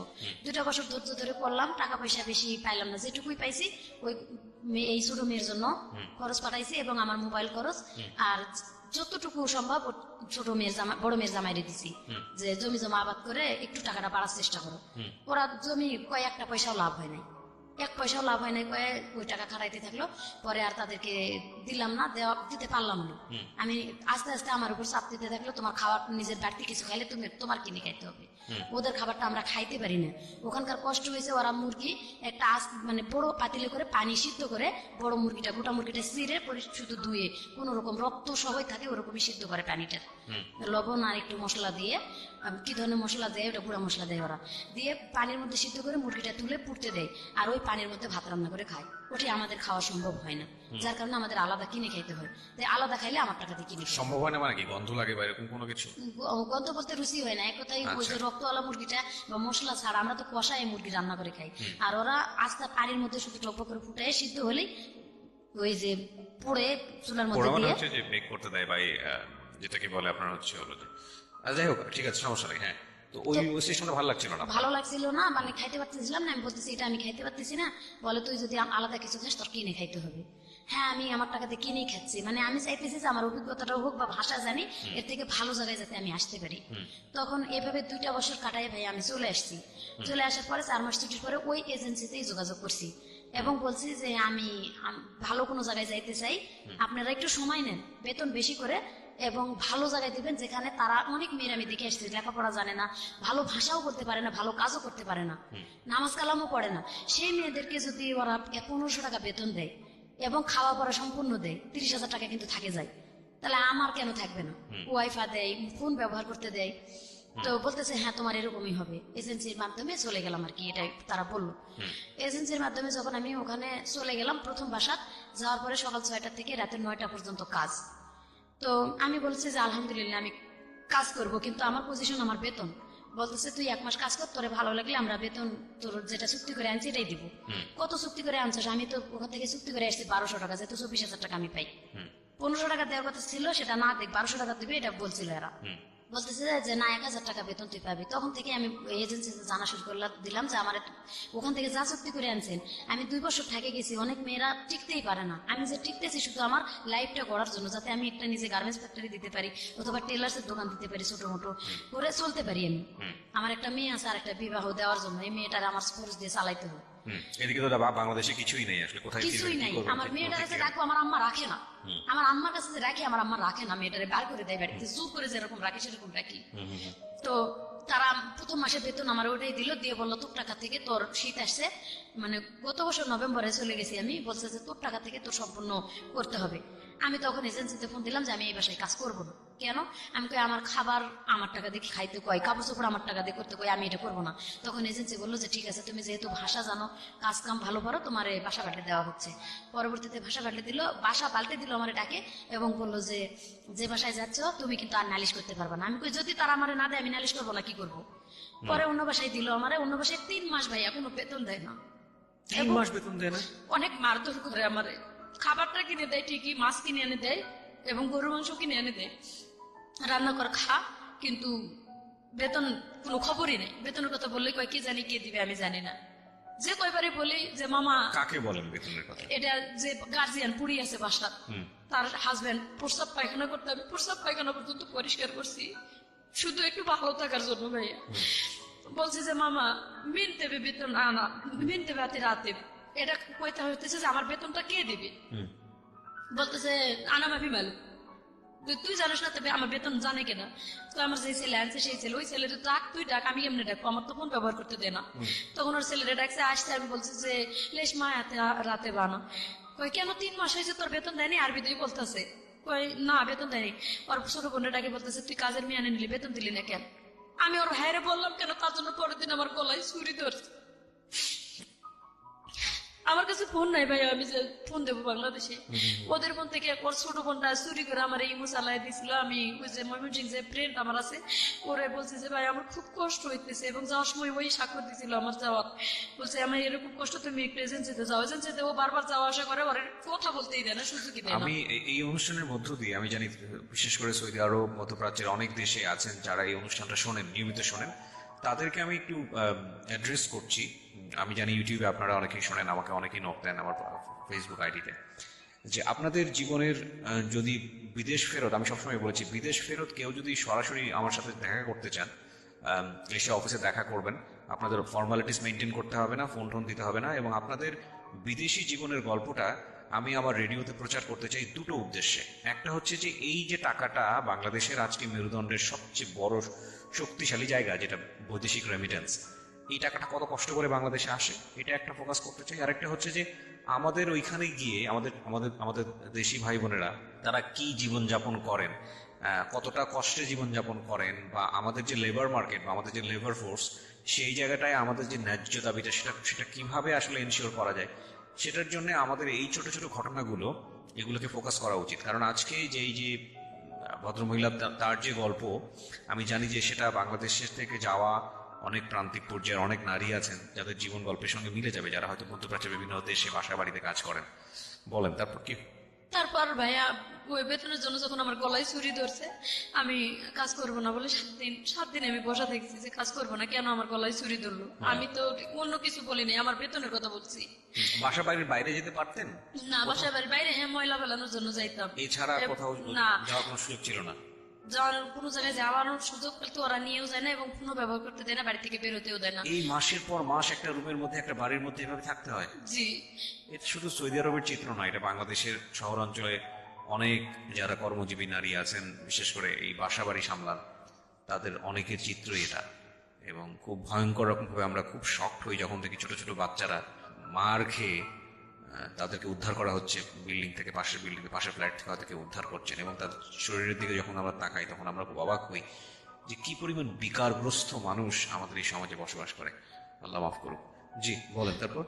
তারপরে আমি যখন 7 দিন বসে থাকলাম, কাজ করলাম না, তখন ওর ভাই এসে আমার আলাদা ঘরে আটকায় রাখছে তারা তালা দিয়ে, এবং ওর মা বারবার বলতেছে যে তুই ফ্রিজ থেকে এটা ওটা খা। আমি শুধু পানি খাইয়েছিলাম 7 দিন, এবং ওর ভাই বউ আমার পাউরুটি এই মানে কাইটটা পাউরুটি দিছিল, ওইটুকু খাইয়ে 7টা দিন এভাবে কাটাইছি।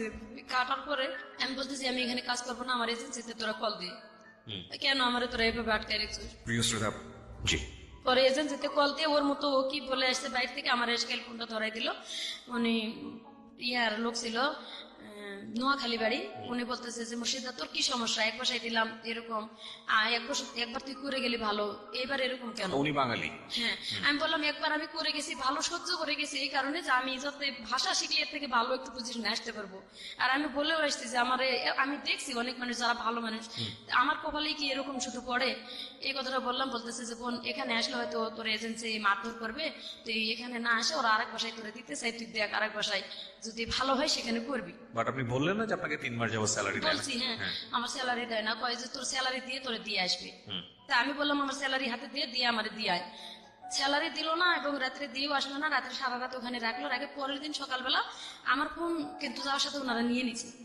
পরের দিন ওনার ছোট ভাই আসছে বেড়াইতে, ওনার ছোট ভাইয়ের গাড়িতে উঠে আমার পাঠাই দিল, আমার ফোনও দিল না। এবং আমার যে কাপড় চোপড় গুলো আমি নিয়ে গেছি, আমার ব্যাংকের চেক বই টই নতুন করে চেক নিয়ে গেছিলাম যে আমি আগের বার তো যা করছি এবার ব্যাংকের টাকা জমা বন্ধ, তো আমি এটার জন্য কিছু করবো। সেই ব্যাংকের চেক তারা নিয়ে গেছে, সবকিছু মানে কোনো কিছু রাখে নাই, মোবাইলের সিম যত সব খুলে নিছে। 3টা সিম ছিল আমার কাছে, 3টা সিম ওই নিয়ে গেছে ওরা। নিয়ে যাওয়ার পরে আমি ওখান থেকে মানে পরের দিন ওর ভাই ছোট ভাই নিয়ে আর এক মেজো ভাইয়ের বাসায় নিয়ে আমার ধুয়ে দিল। তারপর আমি যাই কান্দাকাটি করলাম, আমার খাওয়া দেয় না, এতদিন ধরে আমি না খাইছি, খাইতে দিল, খাইয়াও বললো তার বাড়ি ও পরিষ্কার, পুরা বাড়ি। সৌদিয়া মহিলারা ভাই এত খারাপ, আমাদের বাংলাদেশি মহিলারা এতটা খারাপ না, যে ও তো কষ্ট করে আসছে, পুরা বাড়িটা ধোয়া, একবার ছাদ থেকে নিচতলা পর্যন্ত ধোয়াইলো, বাড়ির ঘর থাল বাসন রান্নাঘর বক্স যা ছিল সব পরিষ্কার করাইলো। করানোর পর কয় কি তুই তো সুন্দর কাজ করতে পারিস, মিয়া কাজ কর, তো তোর এরকম করলো কেন, বেতন দিল না তোরা, আমি আমার মায়ের বাসায় কাজে দেবো, তুই যাবি? আমি কই মায়ের বাসা আর বোনের বাসা বুঝিনি, আমি এসে কাজ করতে আমার মাস শেষ হবো বেতন দিব, এই বাসায় দিলে আমি যাবো, যে কোনো বাসা। 30 তারিখ যেদিন আসবে আমার বেতন দিব, 31 তারিখ পড়বে আমি কাজ করবো না বেতন না দিলে। তখন বলতেছে যে তোর কোনো সমস্যা হবে না, আমার মায়ের বাসায় আমি দিব। 3 দিন ওখানে রাখলাম, ওর মা আসার খবরই নেই। তখন 3 দিনের দিন আমি নিজে পুলিশের কাছে ধরা দিলাম। মানে সকালবেলা আমার মনে করছে যে আমি যাবো না, বাইরে তালা রাখে খুলে রাখে, ওর হাজবেন্ড কাজে গেছে চাকরিতে, আর্মি চাকরি করে। আমি চলে গেছি পুলিশের কাছে, পুলিশের কাছ থেকে যে আমার আনছে কয় অফিসে দিয়ে আসতেছি এখনই, এই কথা কয়, অফিসের কথা কয়। আমরা পুলিশের কাছ থেকে নিয়ে এসে বাসায় এসে বলতেছে যে কি লাভ মুর্শিদা, দেখ আমরা নিয়ে এসছি আবার, এখন যদি তোরা সারা জীবন আটকায় রাখি বেরোতে পারবি না। আচ্ছা, তখন আমি বললাম যে তোদের যদি মানবতা থাকে তো তোরা আমার আটকাবি না, আমি তোদের কি অন্যায় করছি? আমি তো তোদের বাসার কাজের মেয়ে না, তোরা আমার কালকা খাটাইছো, 3.5 দিন ফিরি রাখতেছ, আমি আসি। এতদিন আমার বাংলাদেশে যোগাযোগ করতে দিস না, আমার সন্তানটা কোথায় আছে আমি খোঁজ খবর নিতে পারতেছি না। এভাবে যখন বললাম তখন ওর বউ কইতেছে যে ওর সাথে রাগারাগি করিস না, আমি আমার মায়ের কাছে দিয়ে দেবো।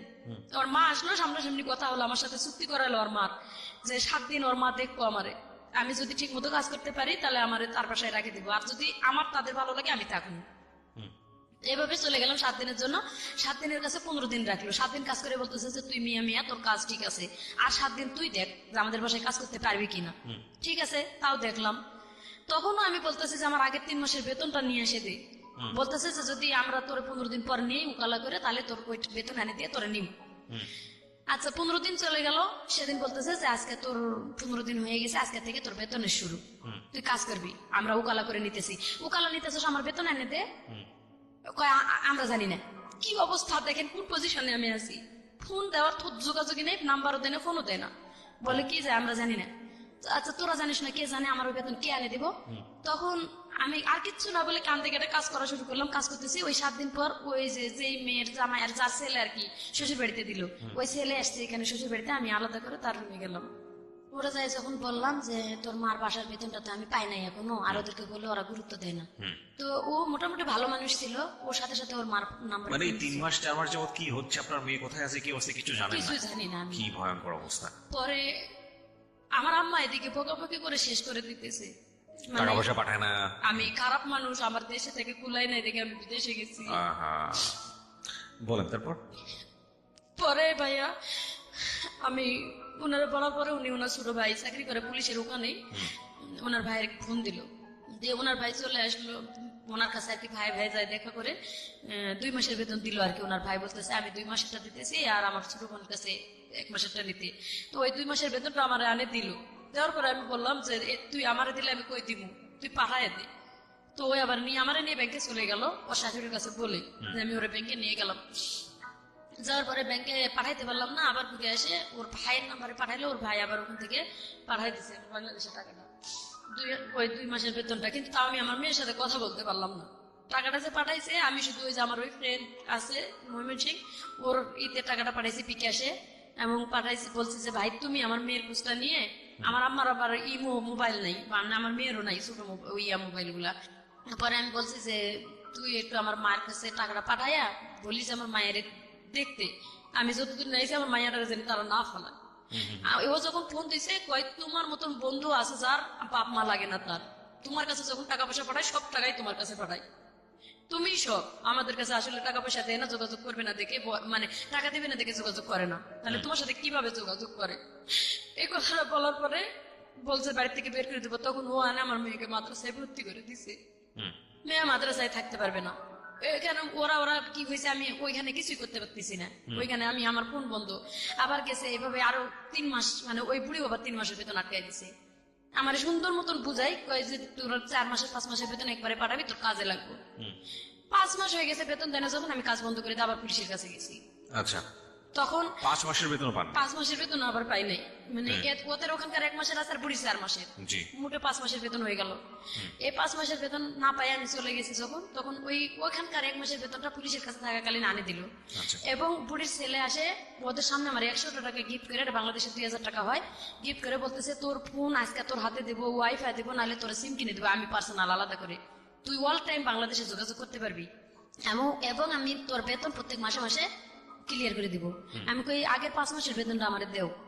বলতেছে যে তোর আগের 5 মাসের বেতন এই যে ওরা 1000 টাকা দিয়েছে আগের মাসেরটা, ওদেরটা, আর আমি আমারটা বাসায় যাই তোরে দিতেছি সব। এ টাকা নিয়ে বাসায় গেল, বাসায় যে দোকানে নিয়ে গেল, আমার দোকান থেকে কাঁচা বাজার যা যা লাগে আমি কি কি খাবো কিনে দিল সবকিছু। জি। সেদিনটা পুলিশের কাছ থেকে আর কি লিখে দিয়ে নিয়ে আসলো। নিয়ে এসে কিনে দেওয়ার পরে আমি আবার 1 মাস, ওই 3 দিন 4 দিন পর এই 2 দিন পরে দিতেছে, 1 দিন পরে দিতেছে, করতে করতে আবার 1 মাস কাজ করলাম ফুল তাদের বাসায়। আচ্ছা, আগের ওই 1 মাসের বেতনটা আমারে দিছে, কিন্তু এটা এই বেতনটা দেওয়ার কোনো খবর নাই। এভাবে আবার ওদের 5 মাসের বেতন জমলো। তো আগের 1 মাসের যে বেতন পাইছি আমি কুষ্টিয়ার এক ভাইয়া, আমি ময়লা ফেলতে আসে, ওই কুষ্টিয়ার ভাইয়ারে দিয়ে আমি পাঠাই দিছি যে ভাইয়া আমি আমার ইমো নাম্বারটা দিলাম আর টাকাটা দিলাম, মানে বিশ্বাস করে যদি তুমি পারো একটু হেল্প করো, আমি খুব কষ্টে আছি। ওই ভাইয়া বললো কি যে তোমার যখন ফোন দেয় না, তাহলে আমি তোমার একটা অমুক টাইমে মোবাইল কিনে এনে দিয়ে দেবো, একটা সিম কুপনে তুমি এটা রেখে দেবা। ভাইয়াটা আমার হেল্প করছে, আমি গোপনে একটা ওনার টাকা দিয়ে আর কি, আমি বলছি যে আমি বেতন এখান থেকে টাকা কাটে নিও ভাইয়া, নিয়ে আমার ফোন কিনে দিও। ভাই আমি পুরুষ মানুষ হয়, যদি আপনি একটা বিপদে পড়া মেয়ের যদি টাকা নিয়ে ফোন কিনে দিই তাহলে আবার কেমন হলো। তবে ভাবি আমি একটা সিম সহ করে কিনে দিতেছি, তবে সিমটা যদি কোনো বাইসেন্স ধরা পড়ার মতন ভাব হয়, সিমটা আপনি ভাঙে টয়লেটে ফেলাই দিন অথবা মুখের ভিতরে ঢুকাই রাখেন, যেহেতু ফিঙ্গার দিয়ে কিনতে হয়, আমার যাতে সমস্যা না হয়। এভাবে ওনারা একটা ফোন কিনে দিল আমারে, দিয়ে ওই টাকাটা বাংলাদেশে পাঠাইছে। আমি ওই যে গোপনে এই ফোন থেকে আমি রাত্রে ঘুমাইতে গেলে ওই যে ময়মনসিংহে কল দেই, বড় ফোন থেকে ওরা কল দেয়, আর আমি কন্টাক্টে কথা বলি, মেয়ের খোঁজ খবর নিতেছি, মেয়ে কোথায় থাকলো, মাদ্রাসায় ভর্তি করাইছে। আমি অনেকটা হ্যাপি হলাম যে যাক, মেয়েকে যখন মাদ্রাসায় ভর্তি করাইছে ও তো এখন বন্দি অবস্থায় থাকবে, আর কোনো ভয় নাই। মেয়ে নাকি 1 মাস লেখাপড়া করে কান্দাকাটি করছে, আর পড়বে না ওখানে, বাপের কাছে বলছে, বাপে কয় তো মানে খারাপ ভাষা ই করছে এখানে। যাই হোক, ওখান থেকে ও রাগ করে কয় তোর কি লাগে, তুই আমার মেয়েরে নিয়ে গেছিস কে? ওখান থেকে বের করে মানে মেয়ে নিজে নিজে পালে আসছে, ওখান থেকে বের হয়ে গ্রাম সম্পর্কে এক ভাইয়ের বাসা শহরে ওখানে থাকলো। ওই যে 5 মাসের বেতন তারা 5 মাস মানে টাকা হাতে চেপে ধরে 5 মাসের ফিঙ্গার নিল রাত্রে আমার কাছে নিয়ে, মাত্র 3 মাসের বেতন দিল। আর 2 মাসের বেতন কয় ব্যাংকের থেকে আনতাছে, তুলে আনতাছে কয়ে বেতন ওই 3 মাসেরটা দিয়ে 3 দিন পরে আবার আমার কাছে রিপ্লাই 500 টাকা নিছে ওরা, নিয়ে বলতেছে কি যে 500 টাকাতে আমাদের ঘরে কোনো বাজার নাই, তুই 2,500 টাকা পাইতেছো শীত আমাদের কাছে, এটা সহ দিব। আমিও সহজ মনে দিয়ে দিছি ওই 500। এরপরে আর কোনো বেতন তাদের বাসায় আমি পাই নাই। পরে মাস পর্যন্ত কাজ, আরো 1 মাস কাজ করলাম, কোনো বেতন পাই নাই। আমি যে বেতনটা দিয়েছে ওরা ব্যাংকের মধ্যে পাঠায়ও নাই। আমি ওই গোপনে ওই ভাইয়েরে দিয়ে ফোন দিয়ে ভাই টাকাটা পাঠায় দেন, নাহলে ওরা আমার কাছ থেকে কোন সময় কাড়ে নেবে। ওই গোপনে আর কি ওই ভাইয়েরে দিয়ে পাঠাইছি, ওরা কোনো প্রমাণ দেখাইতে পারে না ওখানে যে ওরা আমাদের বেতন দিছে। এভাবে আসি, 1 মাস যখন পার হয়েছে দেখলাম যে ওরা ভালো না। টাকাটা পাঠাতেন কাকে? এই যে কুষ্টিয়ার এক ভাই ওখানে, বাংলাদেশে কাকে পাঠাতেন? বাংলাদেশে এই ময়মনসিংহে এক ভাই আছে, না না না, মাধ্যম জানতে চাচ্ছি না, আমি জানতে চাচ্ছি টাকাটা আপনি পাঠাচ্ছেন কাকে? এটা আমার ফ্রেন্ড, বললাম যে প্রথম বাংলাদেশ থেকে যাওয়ার সময় যে আমার হেল্প করলো, টাকাটা কি তার কাছে থাকতো? হ্যাঁ, আর বাংলাদেশে আসলে আপনাকে দিবে এরকম কোনো কিছু? সে আমার মেয়েকে চালাইতেছে এখান থেকে দিয়ে, এবং তার কাছে মোটামুটি এখন বর্তমান 50-60 হাজার টাকা ক্যাশ আমার আছে। আচ্ছা, ঠিক আছে। তারপর এইটুকুই আর কি, 50-60 হাজার টাকা যা আছে ও খাবে না ভাই, আমি জানি। মানে কিছু কিছু মানুষকে মানে অবিশ্বাস করা যায় না। তো আমার এখনো বলছে যে টাকাটা দিচ্ছি, কিন্তু দিলে তো আমি নিজে থাকার জায়গায় পাচ্ছি না এখন। তো যাই হোক, পরে ওইখান থেকে যখন পলায় আবার পুলিশ, না আমি বেতনের জন্য ঝগড়া করলাম যে আমি আর কাজ করবো না। যখনই কাজ করবো না এই কথাটা বলা মাত্র আমার মায়েরা আটকায় দিয়ে ঘরের মধ্যে তারা মোবাইল টোবাইল কাড়ে নিয়ে গেল, যাতে পুলিশের কাছে আমি কল না দিতে পারি। 3 দিন পর্যন্ত আমার কোনো খোঁজখবর করলো না ওই রুমের ভিতরে। আমি খাই থাকলাম না মরে গেলাম না বাঁচে থাকলাম। চাবি আমার কাছে ছিল ভাইয়া, চাবিটা রাখে আমি মানে ধৈর্য ধরছিলাম যে ওরা মনে হয় বেতন যেহেতু এতদিনের, এটা মনে হয় দেবে দেবে দেবে দেবে করে।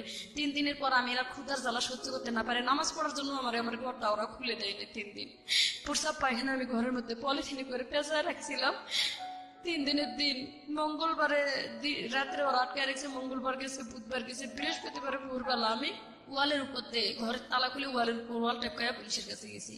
ওখান থেকে পুলিশরা 4 দিন পর্যন্ত তাদের কাছে রাখে, ওদেরকে ফোন দিয়ে ডাকে, ওরা আসে না, বলে টিকিট কেটে আসতেছি পাঠায় দিব, এই সেই ভেজাল করে দেয় না।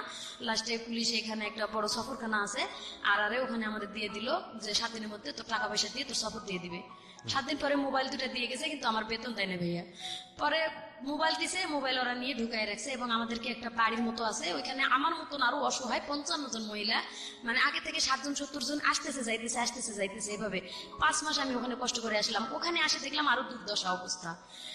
আরো যত মহিলারা আছে তারা 8 মাস 9 মাস ধরে আছে, এবং তারা 2 বছর কন্ট্রাক্ট শেষ করছে, ওদের বেতন দেয় নাই। 3 বছর 2 বছর যখন শেষ হয়েছে দেয় নাই, তখন আরো 1 বছর কাজ করছে একজন 55 বছর মহিলা, ওনার বাড়ি বগুড়া। ওই খালা এখন ওখানে বর্তমান 7 মাস পার হয়ে গেছে, 8 মাসে পড়ে গেছে, এবং বাংলাদেশে কোনো যোগাযোগই করতে পারে নাই। এই আমি আসার 1 সপ্তাহ আগে ওদের সাথে ঝগড়া করে করে আর কি দেয় 2 মিনিট 1 মিনিট একটু কল দিয়ে যে আমরা ভালো একখানে আছি, বেশি কথা বলতে দেয় না, 2-4টা কথা বলে যাতে কাটে দেয় যে আমরা ভালো আছি, এইটুকুই মাত্র যোগাযোগ। ওখানে আমি চলে আসছি কিন্তু অনেক অনেক মহিলা অনেক কষ্টে আছে। আমি এইটুকু বলতে চাই যে আমার যা কষ্ট হয়েছে, আমি চাই না যে ওই ধরনের কষ্ট আরো মানুষ করুক। যদি কেউ নিজের পেটের দায় সৌদি যায়, সবাই যে খারাপ এটা আমি বলবো না ভাইয়া, কারোর রিজিকটা আমি মারবো না। আছে কিছু কিছু মানুষ ভালো, কিন্তু যখনই দেখবে যে মালিক ভালো না, 1 মাসের বেতন দিচ্ছে না, তারা পুলিশের কাছে ধরা দিয়ে চলে আসুক। আমি আপনার লিসেনারদেরকে এটা বলতে চাই যে যদি মানে কেউ অসহায় হয়ে যাইতে চায়, যাক 1 মাস ট্রাই করার পরে তারা যেন পুলিশে ধরা দেয় এবং বলে যে আমি বেতন টেতন কিচ্ছু নিব না, আমার বাংলাদেশে পাঠাই দেন। যখনই বেতনের দাবি করতে গেছি আমার 5 মাস লাগছে, ওই বেতনও দেয় না এবং 5 মাস আমি ওখানে না খাই কষ্ট করে থাকলাম। এমনকি আমাদেরকে ব্যালেন্ডার করে কাঁচা মরিচ আর কাঁচা টমেটো ব্যালেন্ডার করে সাদা ভাতের লগে খাইতে দেয়, একবার করে ভাত দেয়, একটা করে স্যান্ডউইচ দেয়, পাউরুটি সকালবেলা, রাত্রে একটা করে রুটি সিদ্ধ ডালের লগে। এইভাবে ভাই ওখানে খায় থাকা যায়। তারপরে আপনি দেশে আসলেন কিভাবে? আমি দাঁড়িয়ে ছাড়ে দিলাম যে আমি বেতন নেব না, আমি কিয়ামতের দিন যদি বেতন পাই থাকি কিয়ামতের দিন নেবো, ওইভাবে ছাড়ে দিয়ে চলে আসছি। যখন না করছি তারও 2 মাস পরে আমারে পাঠাইছে, বেতন নিব না কর পরে 2 মাস পরে আমারে পাঠাইছে বাংলাদেশে। এবং বাংলাদেশে আসছি আমি, তো আমার ফ্যামিলিতে আমার মেয়ের তো আগেই বার করে দিয়েছে তারা বাড়ি থেকে। যোগাযোগ করতেছি, কথাবার্তা মায়ের সাথে বললাম, ঘুরে ফিরে কয় আমি নিজেই চলতে পারি না, তোমার সন্তানে কিভাবে চালাবো, তারে কিভাবে, আমি ঘুরে ফিরে ওই আগের কথাই। তো সন্তানটা আসছিল আমার এখানে, ভাগ্নির বাড়িতে ছিল বোনের মেয়ে, আমি আসবো শুনে মানুষের বাড়িতে ছিল খালাতো বোনের বাসায়, তারও আমি টাকা পয়সা দিতে পারি নাই, দেই নাই এখনো। আমি বর্তমানে অসহায় অবস্থায় আছি। আমার ওই যে ওইখানে খালা ছিল, উনি আগেই আসছে, উনি আর কি আমার মেয়ের ভাগ্নির বাসাতে নিয়ে ওনার বাসায় রাখছিল। বলছিলাম যে খালা তুমি একটু পারলে আমার মেয়েটারে দেখো, তার কারণ মেয়েটা এখন উপযুক্ত হয়েছে, যদি এখন একটা অ্যাক্সিডেন্ট কিছু হয়ে যায় তাহলে লাইফটা নষ্ট হবে। আমি চাই না মেয়েটার লাইফটা নষ্ট হোক। আমি মানে বড় করছি মেয়েটারে, একটু হাতে পায়ে বড় করতে পারছি কিন্তু লেখাপড়া করাইতে পারলাম না। আর এখন আমার নিজেরই থাকার জায়গা নেই, উপযুক্ত মেয়ে নিয়ে আমি কোথায় দৌড়াদৌড়ি করবো? আমার আসলে বলার কিছু নাই। আজকে আমি একটা জিনিস বলি আপনাদেরকে, প্রিয় শ্রোতা, অনুষ্ঠানটা আনইন্টারাপ্টেড শুনেছি, শুধু বিরতি নিয়েছি, বিরতি থেকে ফিরে এসেছি। এই মানুষগুলা খুব ভালো লাগে, মানে যখন আসে আমার কাছে এসে বলে যে ভাইয়া আপনাকে খুঁজতেছিলাম, কিছু গল্প বলার জন্য আসছি, আপনাকে দেখে মনটা ভালো হয়ে গেছে। আমি জানি না কেন তারা আমাকে এতটা মানে আস্থার জায়গায় মনে করেন। তবে এটা ঠিক যে লাস্ট 8 বছরে আমি রেডিওতে যে ধরনের শো করেছি শুধু এই ধরনের মানুষদেরকে নিয়েই করেছি।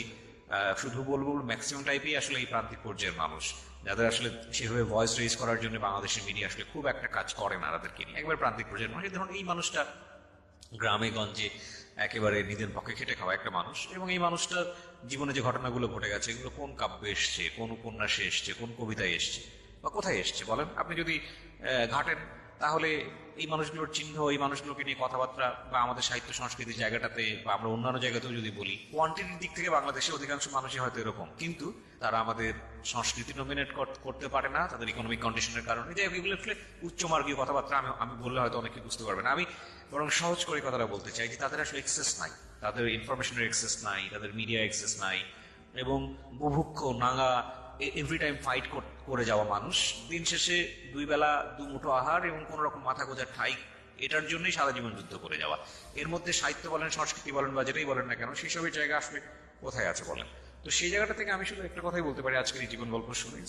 মেসেজ যদি আপনি নিতে চান, সেই অর্থে মেসেজ হয়তো বিদেশের পাঠটাতে আপনি পাবেন, কিন্তু এছাড়া মেসেজ নাই। এটা একটা দুঃখগাথার গল্প, কারণ আগাগোড়াই শুধু চরম পর্যায়ের বলা যেতে পারে যুদ্ধ বিধ্বস্ত একটা মানুষ, নিজের পরিবার নির্যাতিত, এরপরে স্বামীর পরিবারে নির্যাতিত, নিজের সন্তানকে বিয়ে দিয়েছে সেখানেও কষ্ট পেয়েছে, এবং তারপরও মার কিছু স্বকীয় সত্তা থাকে সারা জীবন জুড়েই, সেটা সত্য। আর বাঙালি নারীর মা সত্তাটা আমি মনে করি এটা বেস্ট মা সত্তা, এবং এটা সারা দুনিয়ার মধ্যেই বেস্ট, কারণ বাঙালি নারীরা যারা মা হন তারা আর যাই হোক নিজের সন্তানের জন্য সবকিছু করতে পারেন। তো উনি ওনার ছোট বাচ্চাটাকে নিয়ে আমাদের স্টুডিওতে এসছেন, আমি দেখলাম উনি বাইরে বসে আছে। তো এটা আসলে মার একটা অনেক বড় কনসার্ন যে সন্তানটাকে যে কোনোভাবেই হোক একটা ভালো জায়গায় অন্তত তার ব্যবস্থাটুকু করা। আমি বিশ্বাস করি প্রতিটি মানুষের সাথেই আল্লাহ আছেন এবং প্রতিটি মানুষই যোগ্যতম হয়ে বেঁচে থাকার জন্য লড়াই করে যাচ্ছেন, সুতরাং তিনি নিশ্চয়ই মুখ তুলে চাইবেন। কিন্তু আমাদের সামাজিক দায়বদ্ধতার জায়গাটা থেকে শুধু এতটুকুই বলার আছে, আজকের এই গল্পটা শুনে দুটো জিনিস হতে পারে। একটা হচ্ছে যে যারা মন খারাপ করে থাকেন, যারা মনে করেন ভালো নেই, তারা যারা অন্তত একটা ঘর আছে, মাথা গোজার ঠাঁই আছে, বিপদে পড়লে হাত বাড়িয়ে দেওয়ার জন্য কিছু মানুষ আছে, তারা অন্তত এই মানুষটার চেয়ে ভালো আছেন। সুতরাং আপনি ভালো আছেন, প্রথম কথা হচ্ছে এটা। আর দ্বিতীয়ত যেটা, বিদেশ যাওয়ার ব্যাপারে, এটাই শুধু ফার্স্ট কেস না। আমি আমার জীবন গল্পে এর আগেও অনেক একটা কেস এনেছিলাম। বুঝে না বুঝে আমাদের দেশের মেয়েরা কিংবা যারা বিদেশে কাজ করতে যান, তারা অনেকেই ভুল পথে পা বাড়ান এবং তারপরে তারা ভিকটিম হন। আমি অবশ্যই আপনাদেরকে ইন্সপায়ার করি বিদেশে যাওয়ার জন্য, বৈদেশিক মুদ্রা আনার জন্য। এটা আপনার লাভ, দেশের লাভ, কিন্তু নিজের জীবনের ঝুঁকি নিয়ে নয়, অবৈধভাবে নয়। এবং বাংলাদেশ সরকার যে নীতিমালা করেছে, বাংলাদেশ সরকার যেভাবে যেতে বলেছে, সেটাই চেষ্টা করা উচিত। যদি হ্যাসল পোহাতেই হয়, যদি বৈধ উপায়ে গিয়ে যদি আপনার হ্যাসল পোহাতেই হয়, তাহলে আপনি বাংলাদেশে বসেই সেটা পোহান। যদি নিয়ম নীতি পালন করে আপনাকে বিদেশ যেতে হলে অনেক কাঠখড় পোড়াতে হয়, তাহলে আপনি বাংলাদেশে বসেই সেটা করেন। সেটাই কি ভালো না যে আপনি একটা অবৈধভাবে বা অন্য কোনো পথে আপনি বিদেশে গেলেন, যাওয়ার পরে আপনি দেখলেন যে আপনি একটা মহাসাগরের মধ্যে পড়ে গেছেন এবং খড়কুটো ধরে বাঁচার উপায় নাই। বরং বাংলাদেশে আপনি হ্যাসল ফেস করলে, সেটা লম্বা সময় ধরে ফেস করলেও আপনাকে কেউ না কেউ সাহায্য করার মতো থাকবে। আপনি দেশটা চেনেন, আপনার পরিবার আছে, কেউ না কেউ সাহায্য করার জন্য থাকবে। কিন্তু বিদেশের মাটিতে গিয়ে আপনি অবৈধভাবে গিয়েছেন, 10-15-20 হাজার টাকা দিয়ে চলে গেছেন, যাওয়ার পরে আপনাকে যেটা ফেস করতে হচ্ছে, এটার জন্য আপনাকে কেউ সাহায্য করার জন্য নাই। উনি হয়তো সুস্থভাবে ফিরে আসতে পেরেছেন, অনেকে সেটাও পারেন। এবং আমরা যেটাই করি না কেন, দিন শেষে নিজের জীবনটা খুব মূল্যবান, খুব মূল্যবান। সুতরাং নিজের জীবনের প্রতি অ্যাটলিস্ট যেটাই হোক না কেন একটু যেন খেয়াল রাখি। এবং প্রিয় শ্রোতা, আমি জানি আমাদের আজকের এই জীবন গল্প হয়তো কোনো কোনো মানুষকে রিথিং করার চেষ্টা করবে।